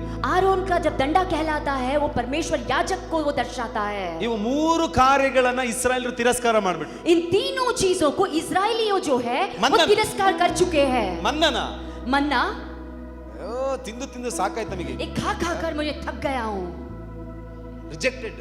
उसको उन्होंने तिरस्कार कर दिया। ದೇವರು ಹೇಳಿದ್ರು, परमेश्वर ने कहा ಅದನ್ನ ತೆಗೆದುಕೊಂಡು ಮಂಜೂಷದೊಳಗಡೆ ಇಡು. उसे उठा और उस मंजूष में तू रख दे अंदर। ದಶಾಜ್ಞೆಗಳು 10 आज्ञाएं। ನೀವೇನ್ ಮಾಡೋದು? ನಾವೇ ಎಲ್ಲ ಮಾಡ್ಬಿಡ್ತೇವೆ ದೇವರಿಗೆ. आप क्या कर लोगे? हम ही सब कुछ कर लेंगे। ದೇವರು ಎಲ್ಲವನ್ನ ಫ್ರೀ ಆಗಿ ಕೊಟ್ಟಿದ್ರು ಇಸ್ರಾಯೇಲ್ರಿಗೆ. पर इजरायलियों को परमेश्वर ने उचित तौर पे दिया था. ನೀವೇನ್ ಕೊಡೋದು? आप क्या दोगे? ನಾವೇ ದೇವರಿಗೆ ಕೊಡ್ತೇವೆ. हम ही परमेश्वर को देंगे. ನೀವು ವಿಮೋಚನ ಕಾಂಡ 19ನೇ ಅಧ್ಯಾಯಕ್ಕೆ ಹೋದ್ರೆ ಇದೆಲ್ಲ ಸಿಗ್ತದೆ. आप निर्गमन का किताब को अगर पढ़ेंगे तो वहाँ पे आपको पता चल जाएगा. ನೀವೇನ್ ಕೊಡೋದು? आप क्या देंगे हमें? ನಾವೇ ಮಾಡ್ತೇವೆ. हम ही कर लेंगे. ದೇವರು ಹೇಳಿದ್ರು, परमेश्वर ने कहा, ನೀನ್ ಮಾಡಿ ನನಗೆ ಸಹಾಯ ಮಾಡ್ತೀಯಾ? तू मुझे ही मदद कर लेगा. ಒಂದ್ ಕೆಲಸ ಮಾಡು, एक काम कर ले, ದಶಾಜ್ಞೆಗಳನ್ನ ಕೈಗೊಂಡು ನಡಿ. ಆಜ್ಞೆಗಳನ್ನ ಕೈಗೊಂಡು ನಡಿ. 10 आज्ञाओं को लेकर तू चलना शुरू कर. ನಾವು ಮಾಡ್ತೀವಿ ಅಂದ್ಬಿಟ್ರು 19ನೇ ಅಧ್ಯಾಯದಲ್ಲಿ. हम क्या 19वां अध्याय में ನಾವು ಮಾಡ್ತೀವಿ ಅಂದ್ರು. हम करते हैं उसे. ಅದಕ್ಕೆ ದೇವರು 20ನೇ ಅಧ್ಯಾಯದಲ್ಲಿ ಆಜ್ಞೆಗಳನ್ನ ಕೊಟ್ಬಿಟ್ರು. इसीलिए परमेश्वर ने 20वां अध्याय में हमें आज्ञाओं को दे दिया. ವಾಕ್ಯ ಹೇಳ್ತದೆ, वचन कहता है ಅವರ ಆಜ್ಞೆಗಳನ್ನು ಕೈಗೊಂಡು ನಡಿಲಿಕ್ಕೆ ಆಗ್ಲಿಲ್ಲ. उन आज्ञाओं को लेकर वो चल नहीं पाए. ಎಷ್ಟು ಆಜ್ಞೆಗಳು ಗೊತ್ತಾ ಸತ್ಯವೇದದಲ್ಲಿರೋದು? परमेश्वर में कितना सारा, परमेश्वर के वचन में कितनी आज्ञाएं पता है आपको? ವಿಮೋಚನ ಕಾಂಡ 19ನೇ ಅಧ್ಯಾಯದಿಂದ निर्गमन का किताब से 19वां अध्याय से लेकर ಧರ್ಮೋಪದೇಶ ಕಾಂಡ ಮುಗಿಯುವ ತನಕ ले व्यवस्था का वो अध्याय खत्म होने तक ಇರುವ ಆಜ್ಞೆಗಳು ಎಷ್ಟು ಗೊತ್ತಾ? रहने वाले आज्ञाएं कितना है पता है? 613 ಆಜ್ಞೆಗಳು. 613 आज्ञाएं वहां पे लिखा गया है. ಇಸ್ರಾಯೇಲ್ ಕೈಲಿ ಇದನ್ನ ಕೈಗೊಂಡು ನಡಿಲಿಕ್ಕೆ ಆಗ್ಲಿಲ್ಲ. इजरायलियों को ये सारे आज्ञाओं को लेकर चल नहीं पाए.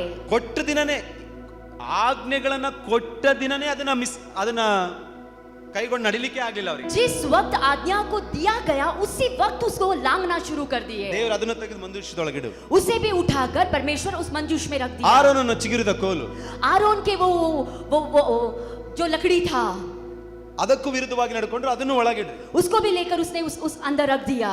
ಅದನ್ನ ಇಟ್ಟು ಕೃಪಾಸನವನ್ನು ಅದರ ಮೇಲೆ ಒದಿಸು. उसको अंदर रखकर उसे चारों ओर से ढक दिया. ಹಲ್ಲೆಲೂಯಾ. हालेलुया. ಕೇರುಬಿಗಳನ್ನು ಆ ಕಡೆ ಈ ಕಡೆ ನಿಲ್ಲಿಸು. केरूबियों को वहां यहाँ दोनों दाएं बाएं जगह पे खड़ा कर दिया. ಅವರು ಇಬ್ಬರು ಮುಖಕ್ಕೆ ಮುಖ ಆಪೋಸಿಟ್ ಆಗಿ ನಿಂತುಕೊಳ್ಬೇಕು. वो एक दूसरे के चेहरे के सामने वो खड़े रहे. ನಾನು ಅದರ ಸ್ಥಳದಲ್ಲಿ ಆ ಕೃಪಾಸನದ ಮೇಲೇನೆ ಇಳಿದು ಬಂದು ನಾನು ಮಾತಾಡ್ತೇನೆ. उसके बीचों बीच ही मैं उतर आकर मैं लोगों से बात करूंगा. ಹಲ್ಲೆಲೂಯಾ. हालेलुया. ದೇವರು ಇಸ್ರಾಯೇಲ್ ಎಲ್ಲ ಪಾಪಗಳನ್ನ ಮುಚ್ಚಿ ಅದರ ಮೇಲೆ ಕೃಪಾಸನವನ್ನು ಒದಿಸಿಬಿಟ್ರು. इजरायलियों का सारे पापों को अंदर डालकर उसको ढक दिया. Come on church. हालेलुया. ನಾವು ನಮ್ಮ ಎಲ್ಲ ಶೋಧನೆಗಳನ್ನ ಹೋರಾಟಗಳನ್ನ ಜಯಿಸುವುದು ನಮ್ಮ ಸ್ವಕಾರ್ಯಗಳಿಂದ ಮಾಡ್ಲಿಕ್ಕೆ ಸಾಧ್ಯನೇ ಇಲ್ಲ. हम हमारे लड़ाइयों को, हमारे कमजोरियों को हमारे बल से हम जीत नहीं पा सकते हैं. ದೇವರ ವಾಕ್ಯದ ಮೂಲಕ ನಂಬಿಕೆಯಿಂದಲೇ ಕೃಪೆಯಿಂದ ಮಾತ್ರನೇ ನಾವು ಎಲ್ಲ ಕಾರ್ಯಗಳನ್ನ ಜಯಿಸುವವರಾಗಿದ್ದೇವೆ. परमेश्वर का कृपा कर में परमेश्वर के वचन के अनुसार ही हम हर वो चीज को जीत सकते हैं. ದೇವರು ಕೃಪಾಸನವನ್ನು ಒದಿಸಿದ್ರು. परमेश्वर ने कृपासन को लगा दिया. ಇಸ್ರಾಯೇಲ್ ಪಾಪಗಳನ್ನ ಮುಚ್ಚಿ ಕೃಪಾಸನದ ಮೇಲೆ इस्राएलियों का पापों को ढक दिया. ಅಲ್ಲಿ ಇಳಿದು ಬಂದು ಮಾತಾಡ್ತೇವೆ. वहां पे परमेश्वर उतर आकर वो बात करता है. ಹಲ್ಲೆಲೂಯಾ. हालेलुया. ಬಹಳ ಗಂಭೀರವಾದ ಸ್ಥಳ. बहुत ही वो गंभीर स्थान था. ಆ ಕೃಪಾಸನದ ಹತ್ರ ಬರ್ಲಿಕ್ಕೆ ಯಾಜಕನು ವರ್ಷಕ್ಕೆ ಒಂದೇ ಸಾರಿ ಬರಬೇಕು. अगर याजक को देखा जाए उसके सामने, उस कृपासन के सामने उसे आना है, साल में एक ही बार वो आ सकता है. ಯಾಜಕ ಅಲ್ಲ, ಮಹಾಯಾಜಕ.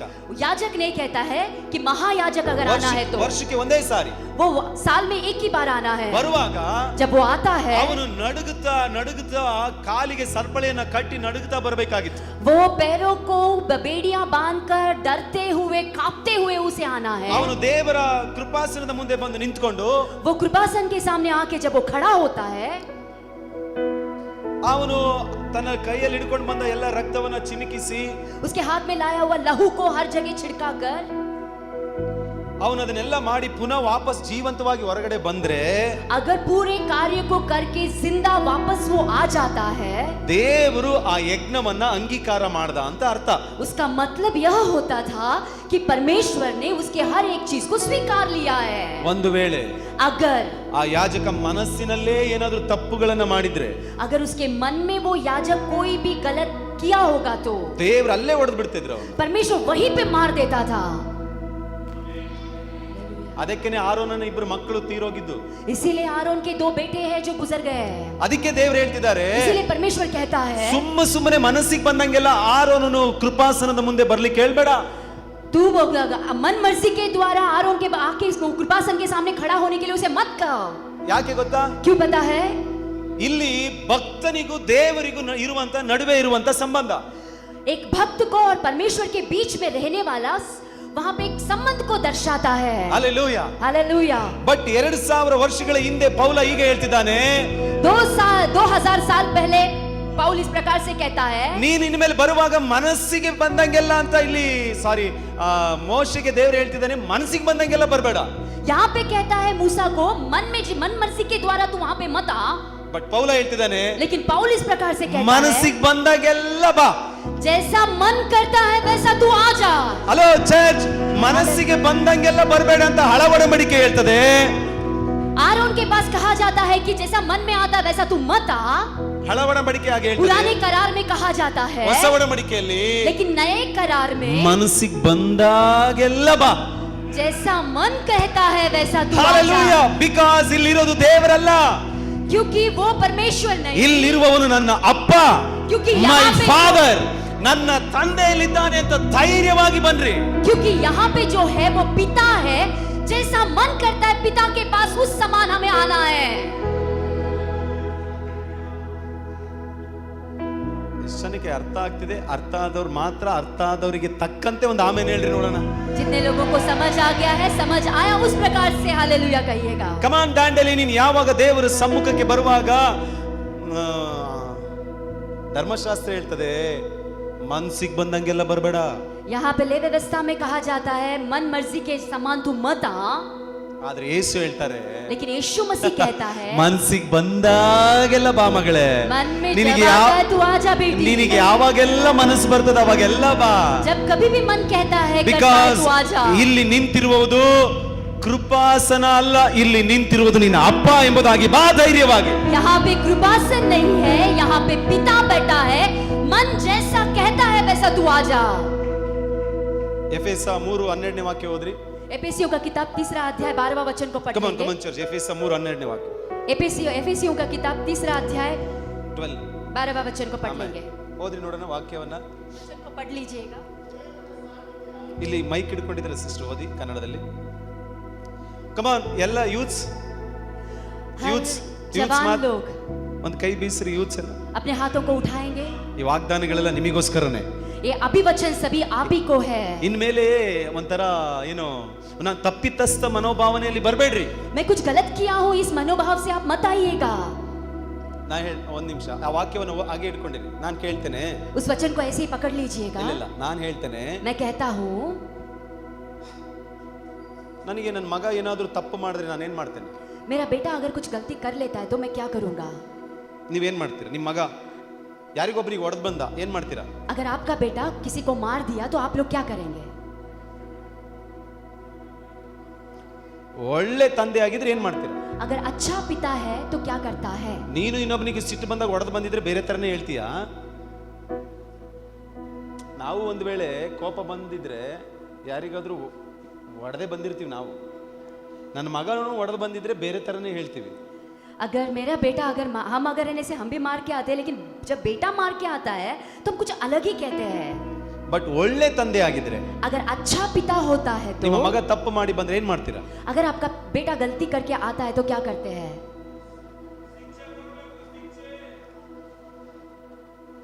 ಕಡ್ದಾಕದೆ ಕತ್ತಿ ತಾಂಡ ಹೇಳ್ರಿ ಏನೇನ್ ಮಾಡ್ತೀರಾ? ಶಿಕ್ಷೆ ಕೊಡ್ಬೇಕು, ರೈಟ್, ಸೂಪರ್. कोई कह रहा है कि उन्हें उसे सजा देना चाहिए. ಏನ್ ಮಾಡ್ತೀರಿ ನೀವು? आप क्या करेंगे. ಗದರಿಸ್ತೀರಾ, ವೆರಿ ನೈಸ್. ಆಮೇಲೆ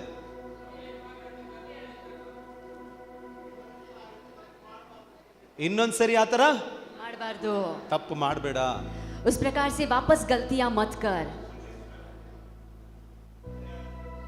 ಕ್ಷಮಿಸ. ಹಲ್ಲೆಲೂಯ.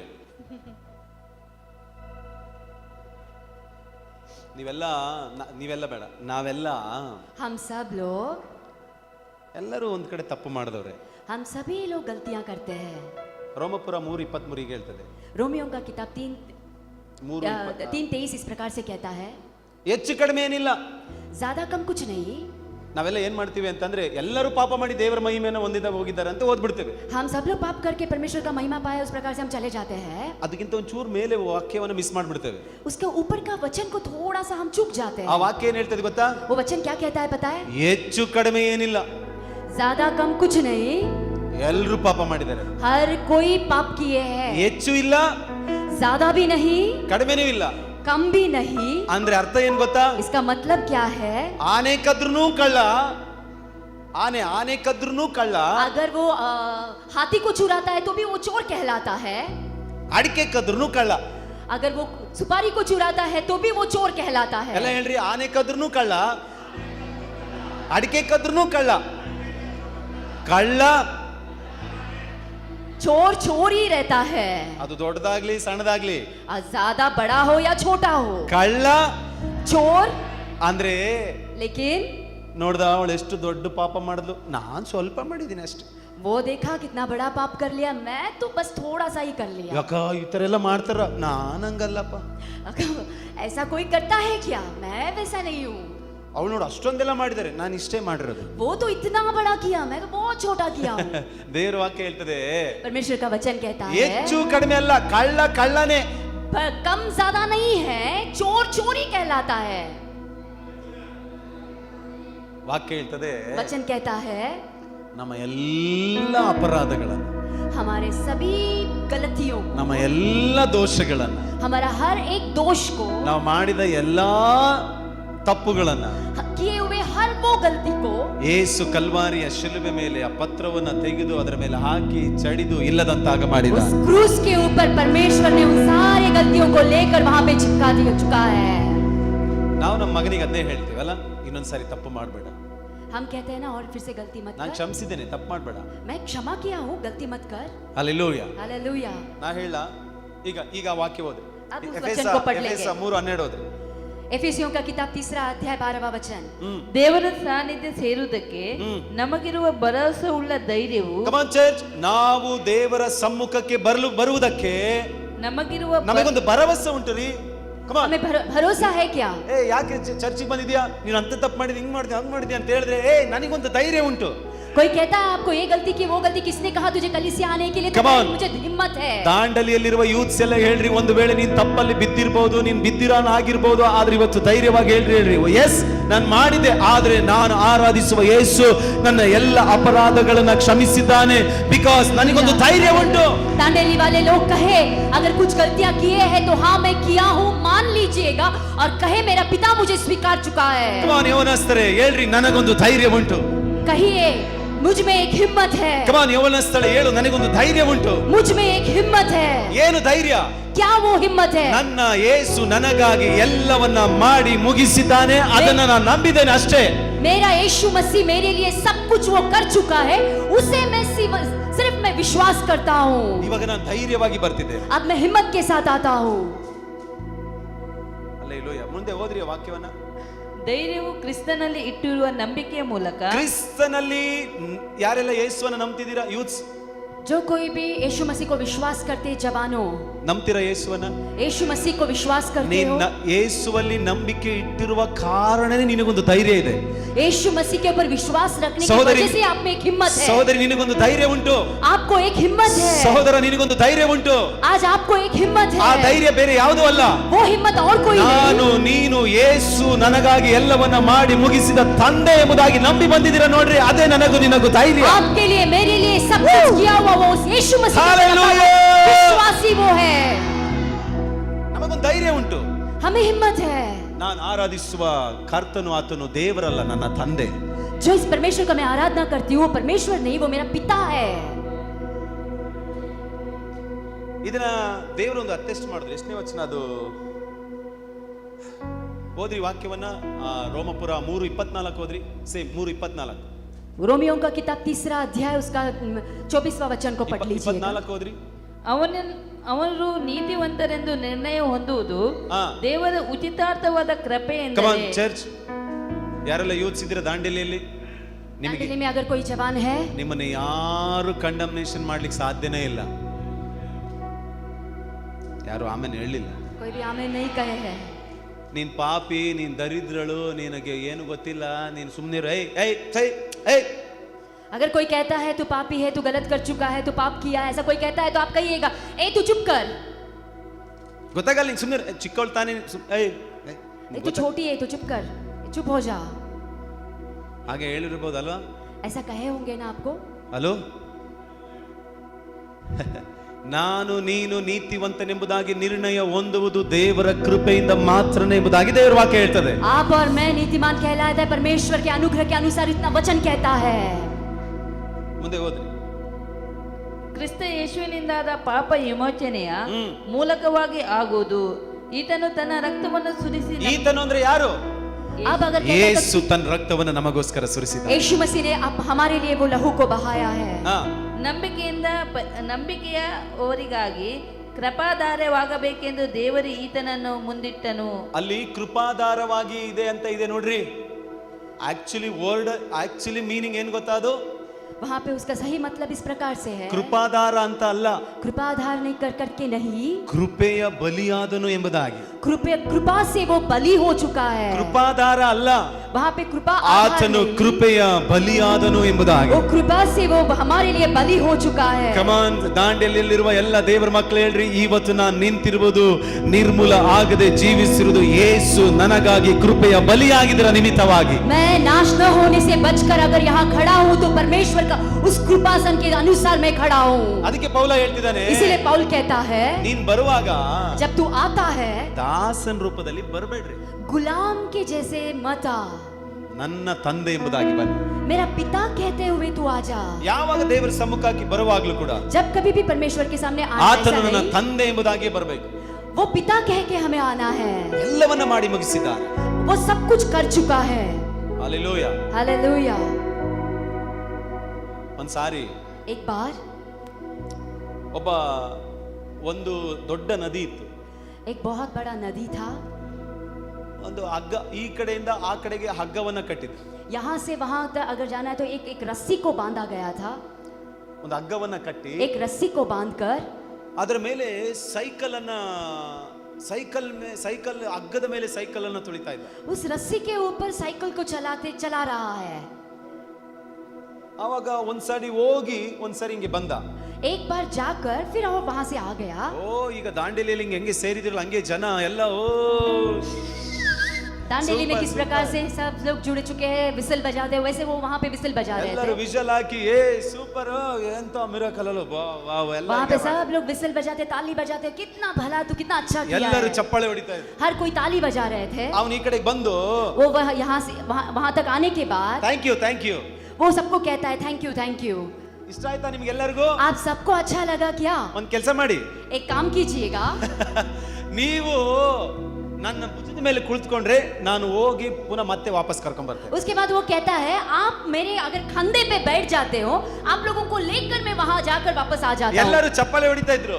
जब सब कोई ताली बजा रहे थे, ಎಲ್ಲ ಚಪ್ಪಾಳೆ ಹೊಡಿತಾ हर कोई विसल बजाते हुए तालियों को बजा रहे ಬನ್ನಿ थे. ನನ್ನ ಮೇಲೆ ಕೂತ್ಕೊಳ್ಳಿ ಅಂತ ಹೇಳ್ದ ಅವನು.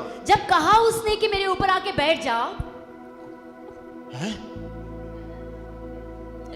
सब लोग उसे घूरने लग गए.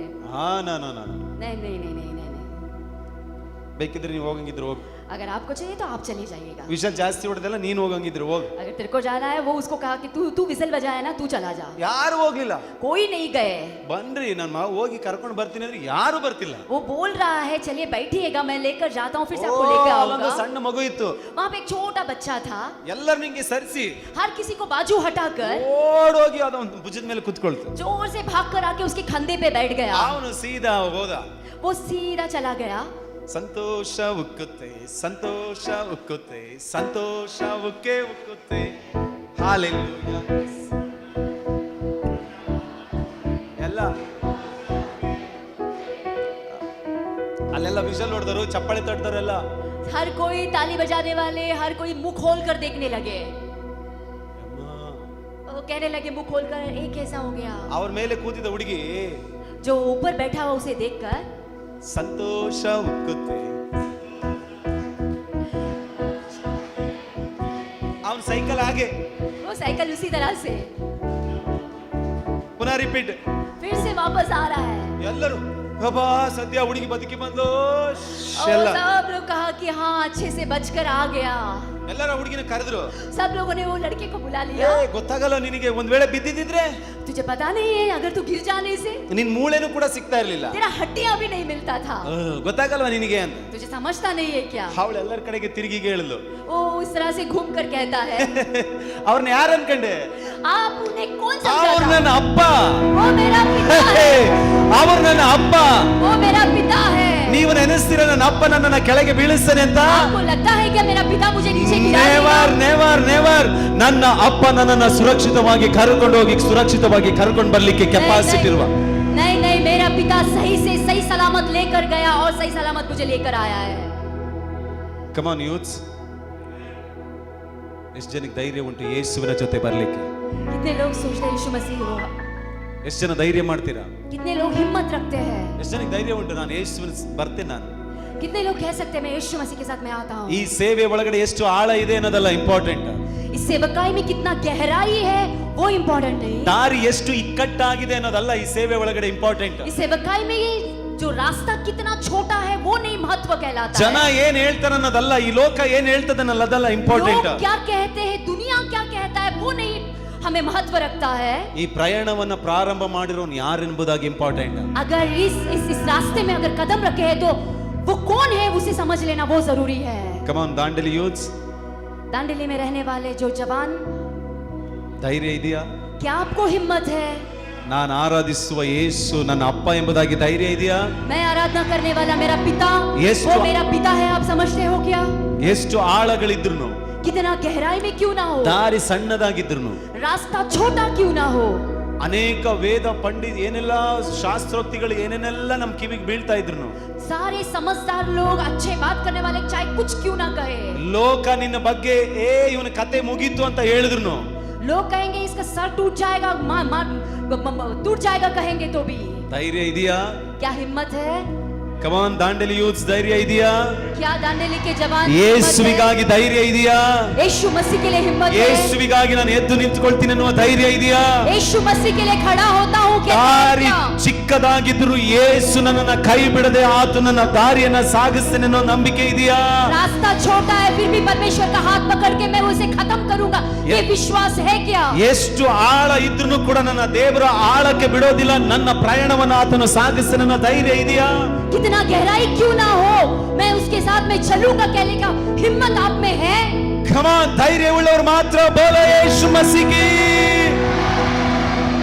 ನಾನು ಹೇಳ್ತೇನೆ, ನಾನು ಆರಾಧಿಸುವ ದೇವರು ನನ್ನ ಕೆಳಗೆಲ್ಲ ನನ್ನನ್ನ ಮೇಲೆ ಮೇಲೆ ಮೇಲೆ ಮೇಲೆ ಎತ್ತಿಕೊಂಡು मैं ಹೋಗುವನಾಗಿದ್ದಾನೆ. आराधना करने वाला परमेश्वर मुझे नीचे नहीं बल्कि ऊपर ऊपर ऊपर ले जाने वाला ನಾನು परमेश्वर ಹೇಳ್ತೇನೆ, है। ನೀವು ತೆಗೆದುಕೊಳ್ಳುವವರಲ್ಲ, ದೇವರು ಕೊಡುವವರಾಗಿ मैं ಮಾಡುವವನಾಗಿದ್ದಾನೆ. कहता हूँ आप लेने वाले नहीं बल्कि देने वाले आप बनेंगे। ನೀವಿನ ಮೇಲೆ ದಾಸರಾಗಿ ಬದುಕೋಕೆ ಬಿಡೋದಿಲ್ಲ ದೇವರು, ಮಗನು ಮಗಳು ಎಂಬ ಭಾವದಿಂದ ಬದುಕುವ ಹಾಗೆ ಮಾಡಿ. आपको गुलामी में परमेश्वर नहीं रखेगा बल्कि बेटा बेटी होने का Come on. अधिकार को देगा। Come on, ದಾಂಡೇಲಿ ಯೂತ್, ಎಷ್ಟು ಜನಕ್ಕೆ ಧೈರ್ಯ ಉಂಟು ನಾನು ಆರಾಧಿಸುವ ದೇವರು ನನ್ನ ತಂದೆ ಎಂಬುದಾಗಿ? दांडेली के जवानों कितने लोग कहते हैं मेरा पिता वो मेरा परमेश्वर मेरा पिता है? Hallelujah. हालेलुया। ಎಷ್ಟು ಜನಕ್ಕೆ ಧೈರ್ಯ ಉಂಟು ಆ ಮಗಳ ಹಾಗೆ ಸಂತೋಷ ಒಕ್ಕುತ್ತೆ? कितने लोगों को विश्वास है बच्चे के जैसा? Hallelujah. ಸಂತೋಷ. ಅರೆ ಬಿದ್ದೋಗ್ಬಿಡ್ತೀಯಾ? अरे तू गिर जाएगा। ಸಂತೋಷ ಉಕ್ಕುತ್ತೆ. संतोष संतोष उक्कुते हालेलुया ಯೇಸು ನನ್ನ ರಕ್ಷಕ ನನ್ನ ಪಾಪ ನಿನ್ ಕತೆ ಮುಗೀತು, ಬಿದ್ದೋಗ್ತೀಯ, ಯಾಕೆ ಓದಿ ಬೀಳ್ತೀಯ ಅಂತಂದ್ರೆ अरे तेरा कहानी खत्म हो गया, मैंने कहा था तुम्हें मत जा। ಸಂತೋಷ ಉಕ್ಕುತ್ತೆ. संतोष संतोष उक्कुते हालेलुया ಯೇಸು ನನ್ನ ರಕ್ಷಕ ನನ್ನ ಪಾಪ ಇವತ್ತಿನಿಂದ आज से ಇಷ್ಟು ದಿನ ಇರ್ಲಿಲ್ಲ, इतना दिन तक नहीं था, ಇನ್ನು ಇವ್ರಿಗೆ ಹೆಂಗೆ ಧೈರ್ಯ ಬಂತ ಮಾರಾಯ? अब इसको कहां से वो हिम्मत आ गया? ಹೌ कैसे ಹೇಗೆ? कैसे ನೀವು ಹೇಳ್ಬೇಕು, ಹೇಗೆ ಗೊತ್ತಾ? कैसे पता है क्या? ನಾನು ಭುಜದ ಮೇಲೆ ಕೂತ್ಕೊಂಡಿರೋನು ನಮ್ಮ ಮೈ ಫಾದರ್, जिसके कंधे पे मैं ನನ್ನ ನನ್ನ करता हूँ, ತಂದೆ. वो मेरा पिता है। ಏ ಲೋಕ ನನ್ನ ಬಗ್ಗೆ ಏನ್ ಹೇಳ್ತಲ್ಲ ಅದಲ್ಲ ಇಂಪಾರ್ಟೆಂಟ್, ನಾನು ಆರಾಧಿಸುವ ನನ್ನ ತಂದೆ ಏನ್ ಹೇಳ್ತಾನೆ ಅನ್ನೋದೇ ಇಂಪಾರ್ಟೆಂಟ್. दुनिया क्या कहता है वो महत्व नहीं है, पिता क्या कहता है वो महत्व है। ನಿನ್ ಕತೆ ಮುಗೀತು, आपका कहानी खत्म हो गया। ನೀವ್ ಹೇಳ್ರಿ आप कहिएगा, ಏನ್ ಹೇಳ್ತೀರಾ? क्या कहेंगे?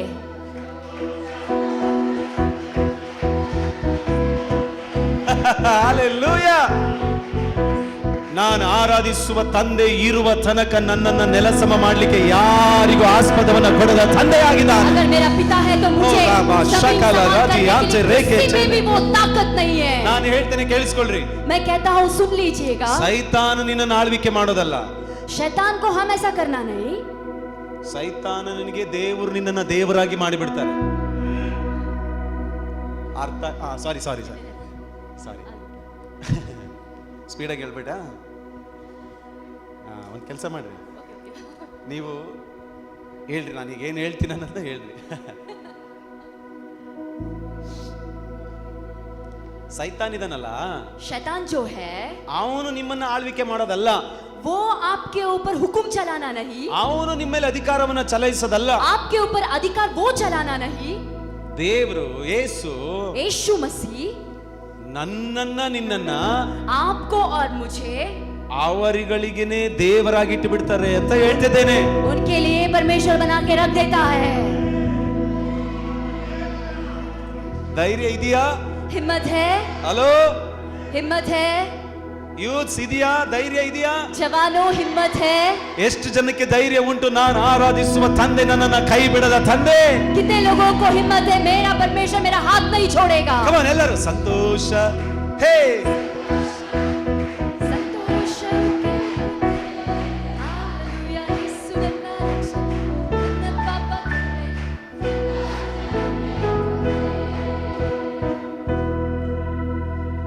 ಯಾರಾದ್ರೂ ಕೇಳಿದ್ರೆ कोई अगर आपको पूछ लेता है ಯಾವ ಮುಖ ಇಟ್ಕೊಂಡ್ ಬಂದಿಯೋ, किसके पास जाकर तू आया है, ಬರೋದ್ ನೋಡಿ ಹೆಂಗ್ ಬರ್ತಾನೆ ಅವನು. देखो कैसा आ रहा है, ಅವಳು ನೋಡಿ ಹೆಂಗ್ ಬರ್ತಾಳೆ ಅವಳು. देखो देखो कैसा आ रहा है वो। ಯಾರಾದ್ರೂ ಈಗ ಹೇಳಿದ್ರೆ इस प्रकार से कोई आपको कहता है ನನಗೊಂದು ಧೈರ್ಯ ಉಂಟು, मुझ में हिम्मत है, ಯಾರು ಆಮೇಲೆ ಹೇಳಲ್ಲಪ್ಪ. कोई आमीन नहीं कहता है। ನನಗೊಂದು ಧೈರ್ಯ ಇದೆ. मुझ में एक हिम्मत है। ನೀನ್ ನನ್ನ ಪಾಪಿ ಅಂತ ಕರಿತೀಯಾ? मुझे तो पापी क्या बुलाता है, ಪರವಾಗಿಲ್ಲ. ठीक है, ಮೈ ಫಾದರ್, लेकिन मेरा पिता ಅವ್ರು ನನ್ನ ಮಗ ಅಂತಾನೆ ಕರೆಯೋದು. वो मुझे बेटा बुलाता Hallelujah. है। ಲೋಕ ನನ್ನನ್ನ ಏನಾದ್ರೂ ಕರೀಲಿ ನನ್ನ ಬಗ್ಗೆ, दुनिया हमें कैसे भी क्यों ना बुला ले, ಏನಾದ್ರೂ ಮಾತಾಡಿ, वो चाहे कुछ भी बात कर ले, ಬಟ್ ನನ್ನ ದೇವ್ರು ಏನ್ ಹೇಳ್ತಾರೆ, ನನ್ನ ಯೇಸು ಏನ್ ಹೇಳ್ತಾರೆ ನನ್ನ ಬಗ್ಗೆ, ಅದೇ ಇಂಪಾರ್ಟೆಂಟ್. लेकिन मेरा यीशु मसीह मेरे बारे में क्या कहता है सुनिएगा। ದಾಂಡೇಲಿಯಲ್ಲಿರುವ ಎಲ್ಲ ಯವನಸ್ಥರೇ, दांडेली में रहने वाले हर जवानों, ಯೇಸು ನಿನ್ನನ್ನ ಮಗನು ಎಂಬುದಾಗಿ ಕರೆದಿದ್ದಾರೆ. यीशु आपको बेटा कह के बुलाया ನಿನ್ನನ್ನ है, ಮಗಳು ಎಂಬುದಾಗಿ ಕರೆದಿದ್ದಾರೆ. आपको बेटी कह के बुलाया है। ಲೋಕ ಏನ್ ಹೇಳ್ತದಲ್ಲ ಅದಲ್ಲ ಇಂಪಾರ್ಟೆಂಟ್. दुनिया क्या कहता है वो ना। महत्व नहीं है, ನಾನು ಆರಾಧಿಸುವ ಯೇಸು ಏನ್ ಹೇಳ್ತಾನೆ ಅದೇ ಇಂಪಾರ್ಟೆಂಟ್. मैं आराधना करने वाला मेरा यीशु क्या कहता है Come on, वही बहुत महत्व है। ನನಗೊಂದು ಧೈರ್ಯ ಉಂಟು, ನನಗೊಂದು ಧೈರ್ಯ ಉಂಟು. मुझ में एक हिम्मत है, ಪಕ್ಕದವ್ರನ್ನ ನೋಡಿ ಹೇಳ್ರಿ, ನನಗೊಂದು ಧೈರ್ಯ ಉಂಟು. मुझ में एक हिम्मत है। अपने बाजू वाले से कहिएगा ಏನ್ ಧೈರ್ಯ? क्या हिम्मत है। ಯೇಸು ದೇವರಲ್ಲ. यीशु परमेश्वर नहीं, ಆಮೇಲೆ ಅದನ್ನೇ ಕಟ್ ಮಾಡಿ ಎಲ್ಲರೂ ಟ್ರೋಲ್ ಗಿಲ್ ಮಾಡಿರ ಆಮೇಲೆ उसको कट करके मुझे ट्रोल करेंगे ನೋಡ್ರ बाद में। ಪ್ರಕಾಶ್ ಅಲ್ಮಡಿ ಪಾಸ್ಟರ್ ಯೇಸು ದೇವರಲ್ಲ ಅಂದ್ರು ಅಂತ. हाँ, प्रकाश अलमड़ी पास्टर ने कहा कि यीशु मसीह परमेश्वर नहीं है। ದೇವ್ರು ಅಂತ ಬಂದ್ರೆ ಸ್ವಲ್ಪ ಭಯ ಭಕ್ತಿಯಲ್ಲಿ ಬರ್ತೀನಿ. यीशु परमेश्वर के पास आते थे थोड़ा डर कर कांपते हुए आप लोग आ ಅದೇ जाते हैं। ಯೇಸು ನನ್ನ ಅಪ್ಪನಾಗಿದೆ, ನಾನು ಧೈರ್ಯವಾಗಿ ಬರ್ತೇನೆ. लेकिन ಯೇಸುವಿನ वो ಸಮಾನ. यीशु मसीह अगर मेरा पिता कहलाता है तो हिम्मत से मैं आता हूँ। ನಿಮಗೆ ಗೊತ್ತಾ, आपको पता है ಸುಮ್ಮನೆ ಕೃಪಾಸನದ ಬಳಿಗೆ ಬರಕ್ಕಾಗಲ್ಲ. यूं ही मन मर्जी रखते हुए कृपासन के मानसिक सामने आप आ नहीं सकते हो। ಮನಸ್ಸಿಗೆ ಬಂದಂಗೆಲ್ಲ ಬರಂಗಿಲ್ಲ. मन में आता है वैसे आप आ नहीं सकते हो। ಎಷ್ಟನ ಹೇಳ್ತೀರಿ ಇವತ್ತು, ನಾನು ಮನಸ್ಸಿಗೆ ಬಂದಾಗೆಲ್ಲ ಹೋಗ್ತೀನಿ. कितने लोग कह सकते हैं मेरा मन में जैसा आता है वैसा मैं जाऊंगा। ಹಲೋ, ಮೋಶೆಗೆ ದೇವ್ರು ಹೇಳಿದ್ರು, ನೀ ನಿಂತಿರುವ ಸ್ಥಳ. मूसा को परमेश्वर ने रखा हुआ एक जगह, ಏನ್ ಹೇಳಿದ್ರು? क्या कहा? ಪರಿಶುದ್ಧವಾದ. पवित्र स्थान। ನೀನೇನ್ ಮಾಡು? तो क्या करना है? ಏನ್ ಮಾಡು? क्या करना है? ನಿನ್ನ ಕಾಲಿನ ಕೆರಗಳನ್ನ तेरे पैर में डाला हुआ चप्पलों को ಯಾಕೆ? क्यों? ಇಲ್ಲಿ ಒಬ್ಬ ಭಕ್ತನಿಗೂ ದೇವರ ನಡುವೆ ಇರುವ ಸಂಬಂಧದ ಕುರಿತಾಗಿ ಮಾತಾಡ್ತಿದ್ದಾರೆ. एक भक्त के और परमेश्वर के बीच में रहने वाला वो संबंध को दर्शाता है. ಅದೇ ಯೇಸು ಸ್ವಾಮಿ ಒಂದು ಸಾಮ್ಯ ಹೇಳ್ತಾರೆ. अब यीशु मसीह एक कहानी को कहता है. ನೀವು ಲೂಕನ ಬರೆಸುವಾರ್ತೆ 15ನೇ ಅಧ್ಯಾಯಕ್ಕೆ ಹೋದ್ರೆ ಸಿಗ್ತದೆ. लूक का किताब 15वां अध्याय में अगर पढ़ेंगे तो वो वचन आपको मिल जाता है. ಏ ನನ್ನ ಮಗ ये मेरा बेटा है. ಬರಿಗಾಲಲ್ಲಿದ್ದಾನೆ. वो उसके पैर में कोई भी जूता नहीं है. ಸ್ಲಿಪ್ಪರ್ ತಗೊಂಡ್ಬನ್ರಿ, वहाँ पे जूता लेके आइएगा. ಅವನಿಗೆ ಹಾಕ್ರಿ, वो जूता को उसे ನನ್ನ डालिएगा, ಹತ್ರ ಕರ್ಕೊಂಡು ಬನ್ರಿ. मेरे सामने लेकर आइएगा. ಇಲ್ಲಿ ಮಗನಿಗೂ ತಂದೆಗೂ ಇರುವ ಸಂಬಂಧದ ಕುರಿತಾಗಿ ಮಾತಾಡ್ತಿದ್ದಾರೆ. यहाँ पे बेटा और पिता के बीच में रहने वाले संबंध के बारे में बात किया जाता है. ಕಮಾನ್, ಅದಕ್ಕೆ ಹೇಳ್ತಿದ್ದೀನಿ, ಧೈರ್ಯವಾಗಿ ಯೇಸುವಿನ ಸಮ್ಮುಖಕ್ಕೆ ಬಂದು ನಿಂತುಕೋ ಸಹೋದರ. इसीलिए कहता हूँ परमेश्वर के सामने हिम्मत से हमें आना है. ಏನು ಹಿಮ್ಮತ್ ಸೆ? हिम्मत से, धैर्यवादी, ಅಲ್ಲ, ಅದು ಹಿಮ್ಮತ್ ಸೆ ಆನೆ ವಾಲ. हिम्मत से आना है. हिम्मत से आना है. कमान, हिम्मत से. हिम्मत से ನನಗೊಂದು ಧೈರ್ಯ ಉಂಟು. एक हिम्मत है. ಏಕ್ ಹಿಮ್ಮತ್ है. ಕಿಮ್ಮತ್ ಅಂದಂಗಾಯ್ತು ನನಗೆ. ಏಕ್ ಹಿಮ್ಮತ್ है. ಹಲ್ಲೆಲೂಯಾ. ಹಾ, ಹಲ್ಲೆಲೂಯಾ, ಪ್ರೈಸ್ ಗಾಡ್. ನಾವು ಧೈರ್ಯವಾಗಿ ಬರಬೇಕು. ಅಪ್ಪನ ಸಮ್ಮುಖಕ್ಕೆ ಬಂದ್ರೆ ಮಾತ್ರನೇ ಸಂಭ್ರಮ ಇರ್ತದೆ.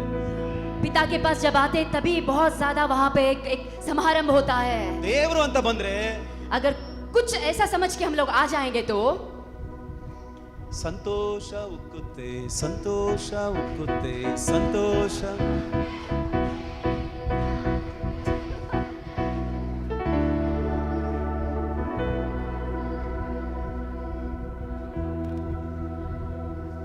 ಇದು ದೇವರ ಹತ್ರ ಬಂದ್ರೆ, अगर इस ऐसे आएंगे तो हम परमेश्वर के पास आते हैं. ಓ ಸಂತೋಷ ಉಕ್ಕುತ್ತೆ.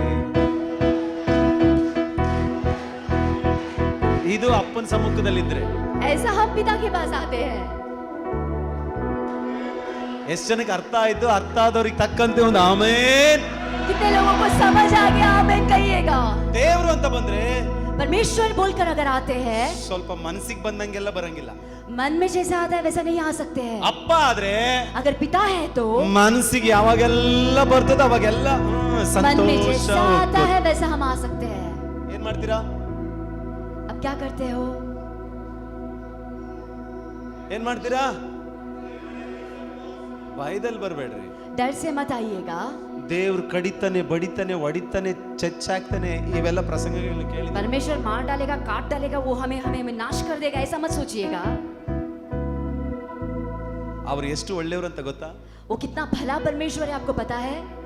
ಏಸು ಎಷ್ಟು ಒಳ್ಳೆಯವನು ಗೊತ್ತಾ? यीशु मसीह कितना भला है आपको पता है? ಏಸು ಎಷ್ಟು ಒಳ್ಳೆಯವನು ಗೊತ್ತಾ? यीशु मसीह कितना अच्छा है आपको पता है? ಯೇಸು ಮಸಿ ಕಿತ್ನಾ ಅಚ್ಚಾ ಹೈ ಬತಾओ ತುಮ್. ಅವರಷ್ಟು ಒಳ್ಳೆಯವರು ಈ ಲೋಕದಲ್ಲಿ ಯಾರನ್ನ ಹುಡುಕಿದ್ರು ಸಿಕ್ಕೋದಿಲ್ಲ. उसके जितना अच्छा इस दुनिया में कोई नहीं है. ಚಿಗಿರಿ ಬಳಿ ಹೋಗತ್ತೆ ಅಂತ ಒದ್ ಕಳಿಸೋ ದೇವರಲ್ಲ, ದೇವ ಯೇಸು. इस प्रकार से आपको लात मार कर भगाने वाला नहीं है यीशु.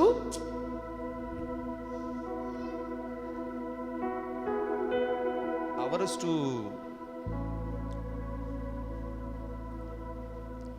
ನಮಗೋಸ್ಕರ ಎಲ್ಲವನ್ನ ಮಾಡಿರುವ ಯೇಸು. हमारे लिए सब कुछ किया हुआ परमेश्वर है. ಒಂದು ವೇಳೆ ಮನುಷ್ಯನ ನಂಬಿದ್ರೆ ಕೈ ಬಿಟ್ಟು ಹೋಗ್ಬಿಡ್ತಾರೆ. अगर देखा जाए कोई मनुष्य अगर हाथ हमारा छोड़कर वो चला जा सकता है, ಅವ್ರನ್ನ ನಂಬಿ ಬಂದವ್ರನ್ನ ಯೇಸು ಯಾವತ್ತಿಗೂ ಕೈ ಬಿಟ್ಟಿಲ್ಲ. लेकिन यीशु मसीह पे विश्वास करके आए को कभी वो अपना हाथ नहीं छोड़ता है. ರೋಮಪುರ 10ನೇ ಅಧ್ಯಾಯ 11ನೇ ವಾಕ್ಯಕ್ಕೆ ಹೇಳ್ತದೆ. Romans chapter 10 verse 11. रोमियों का किताब 10वां अध्याय 11वां वचन इस प्रकार से कहता है, ಆತನ ಮೇಲೆ ನಂಬಿಕೆ ಇಡುವ ಯಾವನಾದರೂ ಆಶಾಭಂಗ ಪಡುವುದಿಲ್ಲ. उस पे विश्वास रखने वाला कोई भी वो कभी भी निराश नहीं पाएगा. ಕಮಾನ್ ಯೂತ್ಸ್, ಎಷ್ಟು ಜನ ಸಿದ್ಧವಾಗಿದ್ರೆ ಯೇಸುವಿಗೆ? इस सुबह के समय में कितने लोग तैयार हैं? ಯಾವತ್ತಿಗೂ ಮೋಸ ಮಾಡದ ದೇವರು. परमेश्वर किसी को भी धोखा नहीं देता है. ನೀ ನಂಬಿದವ್ರು ಬೇಕಿದ್ರೆ ಮೋಸ, ನೀ ಯಾರನ್ನ ಹೆಚ್ಚಾಗಿ ನಂಬಿದೆ ಅವ್ರು ಮೋಸ ಮಾಡ್ತಾರೆ. ಸ್ವಲ್ಪ ದಿನದಲ್ಲಿ ನೀನು ಕಾಣ್ತಿ.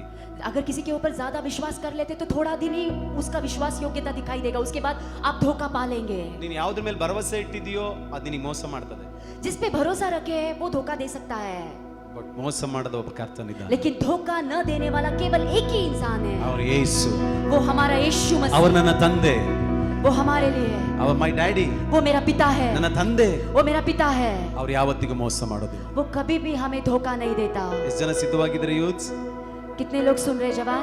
ಎಷ್ಟು ಜನಕ್ಕೆ ಧೈರ್ಯ ಇದೆ ಯೇಸುವಿಗಾಗಿ ನಿಂತುಕೊಳ್ಳಿಕ್ಕೆ? यीशु मसीह के लिए खड़ा होने के लिए कितने लोगों को हिम्मत है? ಯೇಸು ಯಾವತ್ತಿಗೂ ನನ್ನನ್ನ ಕೆಳಗೆ ಅಲ್ಲ ಆತನು ಮೇಲಕ್ಕೆ ಮೇಲಕ್ಕೆ ಎತ್ತುತ್ತಾನೆ ಎಂಬುದಾಗಿ ಎಷ್ಟು ಜನಕ್ಕೆ ಧೈರ್ಯ ಉಂಟು? यीशु मसीह हमें नीचे नहीं बल्कि ऊपर ऊपर लेकर जाने के लिए कितने लोगों को हिम्मत है? ಅವರು ಮಾತ್ರ ಗಟ್ಟಿಯಾಗಿ ಹೇಳ್ರಿ, ಎಸ್ ನಾನು ಆರಾಧಿಸುವ ಯೇಸು ನನ್ನ ಅಪ್ಪನಾಗಿದ್ದಾನೆ. वो कहे मैं जिसका आराधना करता है वो मेरा पिता है. ಹಾಲೆಲೂಯಾ. हालेलुया. ಇನ್ನು ಮೇಲಿಂದ ನಾನು ದಾಂಡೇಲಿಗೆ ಬಂದ್ರೆ इसके बाद अगर दांडेली को अगर मैं आता हूं तो ಪ್ರಕಾಶ್ ಅಲ್ಮಿಡಿಯನ್ನ ಇಲ್ಲಿ 100 ಜನನ ಕಾಣಬೇಕು. प्रकाश अलमड़ी बोलेगा तो बहुत हजारों लोग मुझे देखना है.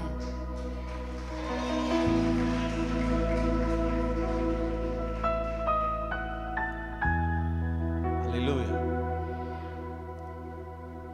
ನನಗಿಂತಲೂ ಉತ್ತಮವಾದ ಕಾರ್ಯಗಳನ್ನು ನೀವು ಮಾಡುವವರಾಗಿರ್ಬೇಕು.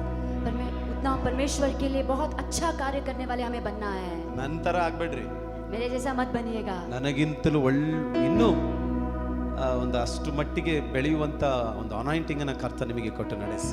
मुझसे भी ज्यादा बढ़ने के लिए परमेश्वर उस अभिषेक को आपको दिया है और भी ज्यादा. ಬಟ್ ಚೆನ್ನಾಗಿ ನೆನಪಿರ್ಲಿ, एक चीज अच्छे से याद रखिएगा, ನೀನು ಎಷ್ಟು ದೂರ ಹೋದ್ರು कितने भी ऊपर क्यों ना जाए, ಅಪ್ಪನ ಸಮ್ಮುಖಕ್ಕೆ ಬಂದು ನಿಂತ್ಕೊಂಡ್ರೆ, पर पिता के उपस्थिति में आके ಇವಳು खड़ा ನನ್ನ होना है. ಮಗಳು, ये मेरी बेटी है, ಇವ್ ನನ್ನ ಮಗ ये मेरा बेटा है. ಎಂಬುದಾಗಿ ಕರೆದು ನಮ್ಮನ್ನ ಪ್ರೀತಿಯಿಂದ ಸ್ವೀಕಾರ ಮಾಡಿಕೊಳ್ಳುವನು ಯೇಸು ಮಾತ್ರನೇ इस ಆಗಿದ್ದಾನೆ. तरह से हमें रोककर प्यार से हमें स्वीकारने वाला पिता हमारा परमेश्वर है. ಅವಾಗ ಎದ್ದು ನಿಂತುಕೊಳ್ಳೋಣ, वैसे ही उठ खड़े हो जाएंगे ನಾವೆಲ್ಲ ಎದ್ದು ನಿಂತುಕೊಳ್ಳೋಣ ದೇವರ ಸಮ್ಮುಖದಲ್ಲಿ. थोड़ी देर के लिए परमेश्वर की उपस्थिति में. ಕಮಾನ್ ಸಭೆ, ಕಮಾನ್ ಯೌವನಸ್ಥರೇ, कलीसिया जवानों कृपया खड़े हो जाइएगा. ಎಷ್ಟು ಜನ ತೀರ್ಮಾನ ಮಾಡ್ತೀರಾ ಯೇಸುವಿನ ಸಂಗಡ ನಾನು ನಿನ್ನ ಮೇಲೆ ಚಲಿಸ್ತೇನೆ ಎಂಬುದಾಗಿ? कितने लोग निर्णय लेते हैं मैं यीशु मसीह के साथ चलूंगा? ಎಷ್ಟು ಜನ ಹೇಳ್ತೀರಾ ಇನ್ನು ಮೇಲೆ ನಾನು ಧೈರ್ಯವಾಗಿ ಬರ್ತೇನೆ ದೇವರ ಸಮ್ಮುಖಕ್ಕೆ? कितने लोग कह सकते हैं हिम्मत से मैं परमेश्वर के उपस्थिति में आता हूँ? ಅಪ್ಪನ ಸಮ್ಮುಖಕ್ಕೆ ನಾನು ಧೈರ್ಯವಾಗಿ ಬರ್ತೇನೆ ಎಂಬುದಾಗಿ ಎಷ್ಟು ಜನ ಹೇಳ್ತೀರಾ? पिता के उपस्थिति में हिम्मत से मैं आऊंगा, कितने लोग कह सकते हैं? ಹಲೋ, ಕೃಪಾಸನದ ಮುಂದೆ ಬರ್ಲಿಕ್ಕೆ ಮನಸ್ಸಿಗೆ ಬಂದಂಗೆಲ್ಲ ಬರಂಗಿಲ್ಲ. कृपासन के सामने अगर आना है तो मन में जैसा आता है वैसे नहीं आ सकते हैं. ಈಗ ಕೃಪಾಸನದ ಮುಂದೆ ಬರ್ಲಿಕ್ಕೆ ಮನಸ್ಸಿಗೆ ಬಂದಾಗೆಲ್ಲ ಬನ್ನಿ. लेकिन अगर अब देखा जाए उस कृपासन के सामने मन में जैसा आता है वैसा आ सकते हैं. ಪಕ್ಕದವ್ರು ನೋಡಿ ಹೇಳ್ರಿ, अपने बाजू वालों से कहिएगा ಮನಸ್ಸಿಗೆ ಬಂದಾಗೆಲ್ಲ. जैसा मन करता है वैसा आ जा. ಕಮನ್ ಹೇಳ್ರಿ, ಮನಸ್ಸಿಗೆ ಬಂದಾಗೆಲ್ಲ. मन जैसा चाहता है वैसा तू आ जा. ನಿಮಗೆ ಯಾವಾಗ ಮನಸ್ಸು ಬರ್ತದ ಅವಾಗ ಯೇಸುವೆ ಅಪ್ಪ ತಂದೆ ಅಂದ್ರೆ ಸಾಕು. आपको जब मन कहता है पिता, मेरे परमेश्वर पिता करके आप बुला सकते हो. ಡ್ಯಾಡಿ, मेरे पिता, ತಂದೆ, मेरे पिता. ಮನಸ್ಸಿಗೆ ಬಂದಾಗೆಲ್ಲ. आपका मन कैसा कहता है वैसा आप आ सकते हो. ಕಮಾನ್ ಸಹೋದರ ಸಹೋದರಿ, ದೇವರು ನಿನ್ನನ್ನ ಮಗನು ಮಗಳೆಂಬುದಾಗಿ ಕರೆದಾಗ मेरे भाई बहनों, परमेश्वर आपको बेटा बेटी बना ಇದನ್ನ चुका है. ಯಾರು ಚೇಂಜ್ ಮಾಡ್ಲಿಕ್ಕೆ ಸಾಧ್ಯನೇ ಇಲ್ಲ. अब इसे कोई भी बदल नहीं सकता है. ನೀವೇನ್ ಬೇಕಾದ್ರೂ ಚೇಂಜ್ ಆಗ್ಬೋದು, ಇದೊಂದು ಮಾತ್ರ ಚೇಂಜ್ ಆಗಲ್ಲ. बाकी सारी चीजों को बदल सकते हैं, लेकिन इस बात को बदल नहीं सकते हो. ನೀವು ಹೆಸರು ಚೇಂಜ್ ಮಾಡ್ಬೋದು, आप अपने नाम को बदल सकते हो, ಮನೆ ಚೇಂಜ್ ಮಾಡ್ಬೋದು, घर बदल सकते हो, ಚರ್ಚ್ನ ಚೇಂಜ್ ಮಾಡ್ಬೋದು, कलीसिया बदल सकते हो, ಊರ್ನೇ ಚೇಂಜ್ ಮಾಡ್ಬೋದು, गांव ही बदल सकते हो, ಆಮೇಲೆ और ನಿಮ್ ಕಲರ್ನ ಚೇಂಜ್ ಮಾಡ್ಬೋದು. अपने कलर को हम बदल सकते हैं. ಅಲ್ವಾ? ಯಾರು ಏನು ಸರಿ ಸೌಂಡೆ ಅಲ್ಲ? ಅಲ್ಲ, ನಿಮ್ಮ ಎಲ್ಲ ಕೆಲಸವನ್ನ ಬದಲಾಯಿಸಬಹುದು, अपने कामों को बदल सकते हो, ಬಟ್ आद्रे ನೀನು ಯೇಸುವಿನ ಮಗಳು ಮಗನು ಅನ್ನೋದನ್ನ ಯಾವತ್ತಿಗೂ ಯಾರು ಕೂಡ ಚೇಂಜ್ ಮಾಡ್ಲಿಕ್ಕೆ ಸಾಧ್ಯನೇ ಇಲ್ಲ. परमेश्वर का बेटा बेटी बनाने के लिए कोई भी आपको बदल नहीं सकता है. ಧೈರ್ಯವಾಗಿ ಬಂದು ನಿಂತ್ಕೊಳ್ರಿ, हिम्मत से आके खड़े हो जाइएगा. ಧೈರ್ಯವಾಗಿ ಬಂದು ಅಪ್ಪ ಫಾದರ್ ತಂದೆಯೇ ಎಂಬುದಾಗಿ ನಿಂತ್ಕೊಳ್ರಿ. पिता कहते हुए हिम्मत के साथ उसके सामने आके आप खड़े हो सकते हो. ಕರಗಳ ಮೇಲೆ ಕೆತ್ತಿ अपने हाथों को ऊपर उठाएंगे. ತಂದೆ ದೇವಾ ನನ್ನ ಆನಂದವೇ ನಿಮ್ಮಡಿಲಲ್ಲಿ ನನಗೆ ಸುಖವು. ಎಷ್ಟು ಜನ ಹೇಳ್ತೀರಾ? ತಂದೆ ದೇವಾ ನನ್ನ ಆನಂದವೇ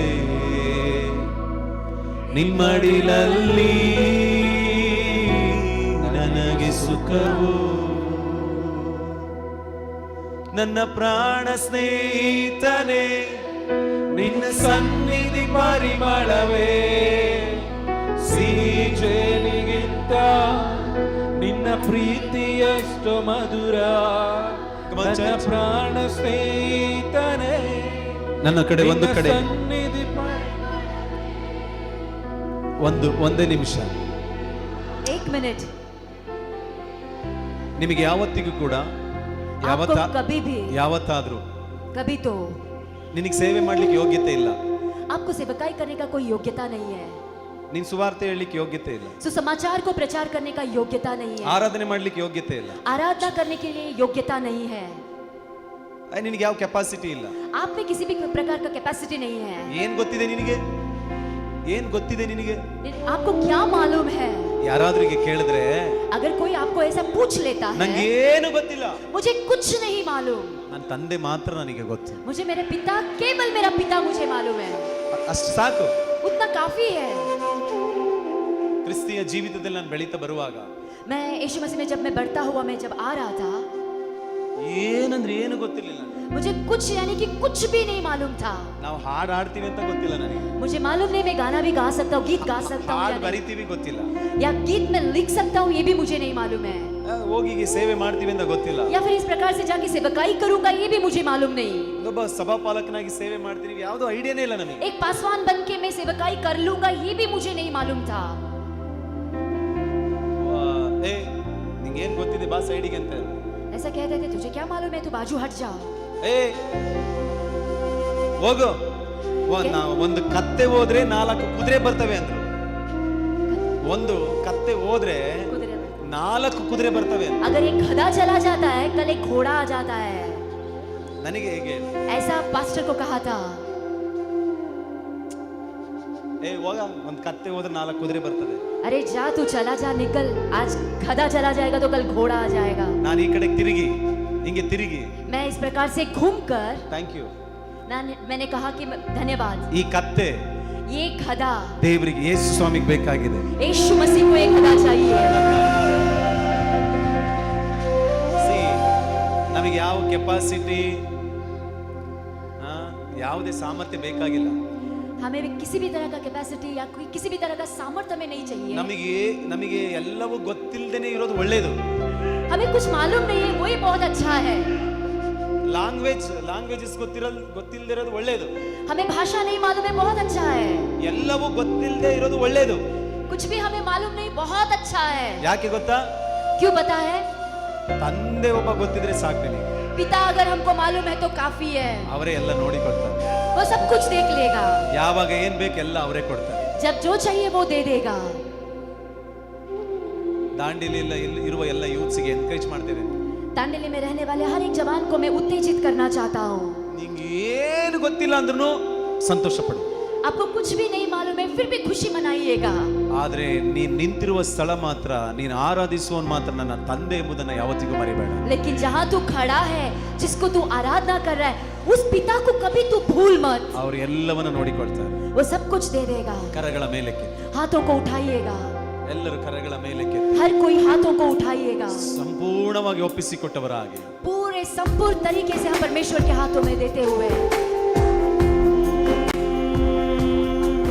ನನ್ನ ಪ್ರಾಣ ಸ್ನೇಹಿತನೇ ನಿನ್ನ ಸನ್ನಿಧಿ ಪರಿಮಳವೇ ಸಿಹಿ ಜೇನಿಗಿಂತ ನಿನ್ನ ಪ್ರೀತಿ ಎಷ್ಟು ಮಧುರ ನನ್ನ ಪ್ರಾಣ ಸ್ನೇಹಿತನೇ ನಿನ್ನ ಸನ್ನಿಧಿ ಪರಿಮಳವೇ ಸಿಹಿ ಜೇನಿಗಿಂತ ನಿನ್ನ ಕರಗಳ ಮೇಲೆ ಕೆತ್ತಿ ತಂದೆ ದೇವಾ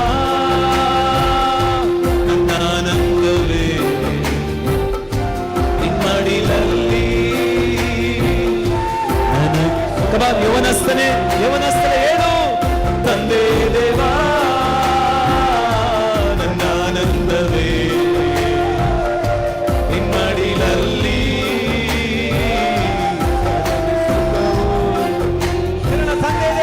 ತಂದೆ ದೇವಾ ನನ್ನ ಆನಂದವೇ ಸಯ ನಿಮ್ಮಡಿಲಲ್ಲಿ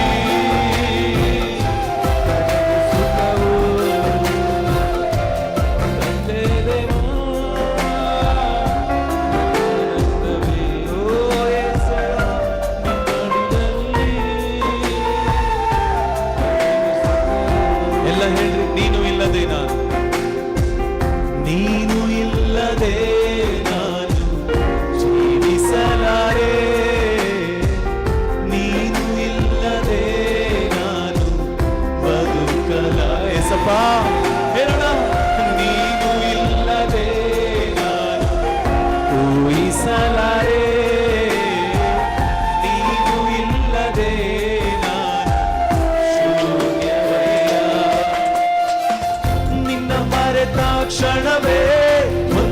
ಯುಗವಾಗಿ ಅನಿಸಿತು ನನಗೆ, ಮುರಿದ ಈ ಹೃದಯ ಹುಡುಕಿತು ನಿನ್ನ ಪ್ರೀತಿಗಾಗಿ, ನಿನ್ನ ಮರೆತ ಕ್ಷಣವೇ ಒಂದು ಯುಗವಾಗಿ ಅನಿಸಿತು ನನಗೆ, ಮುರಿದ ಈ ಹೃದಯ.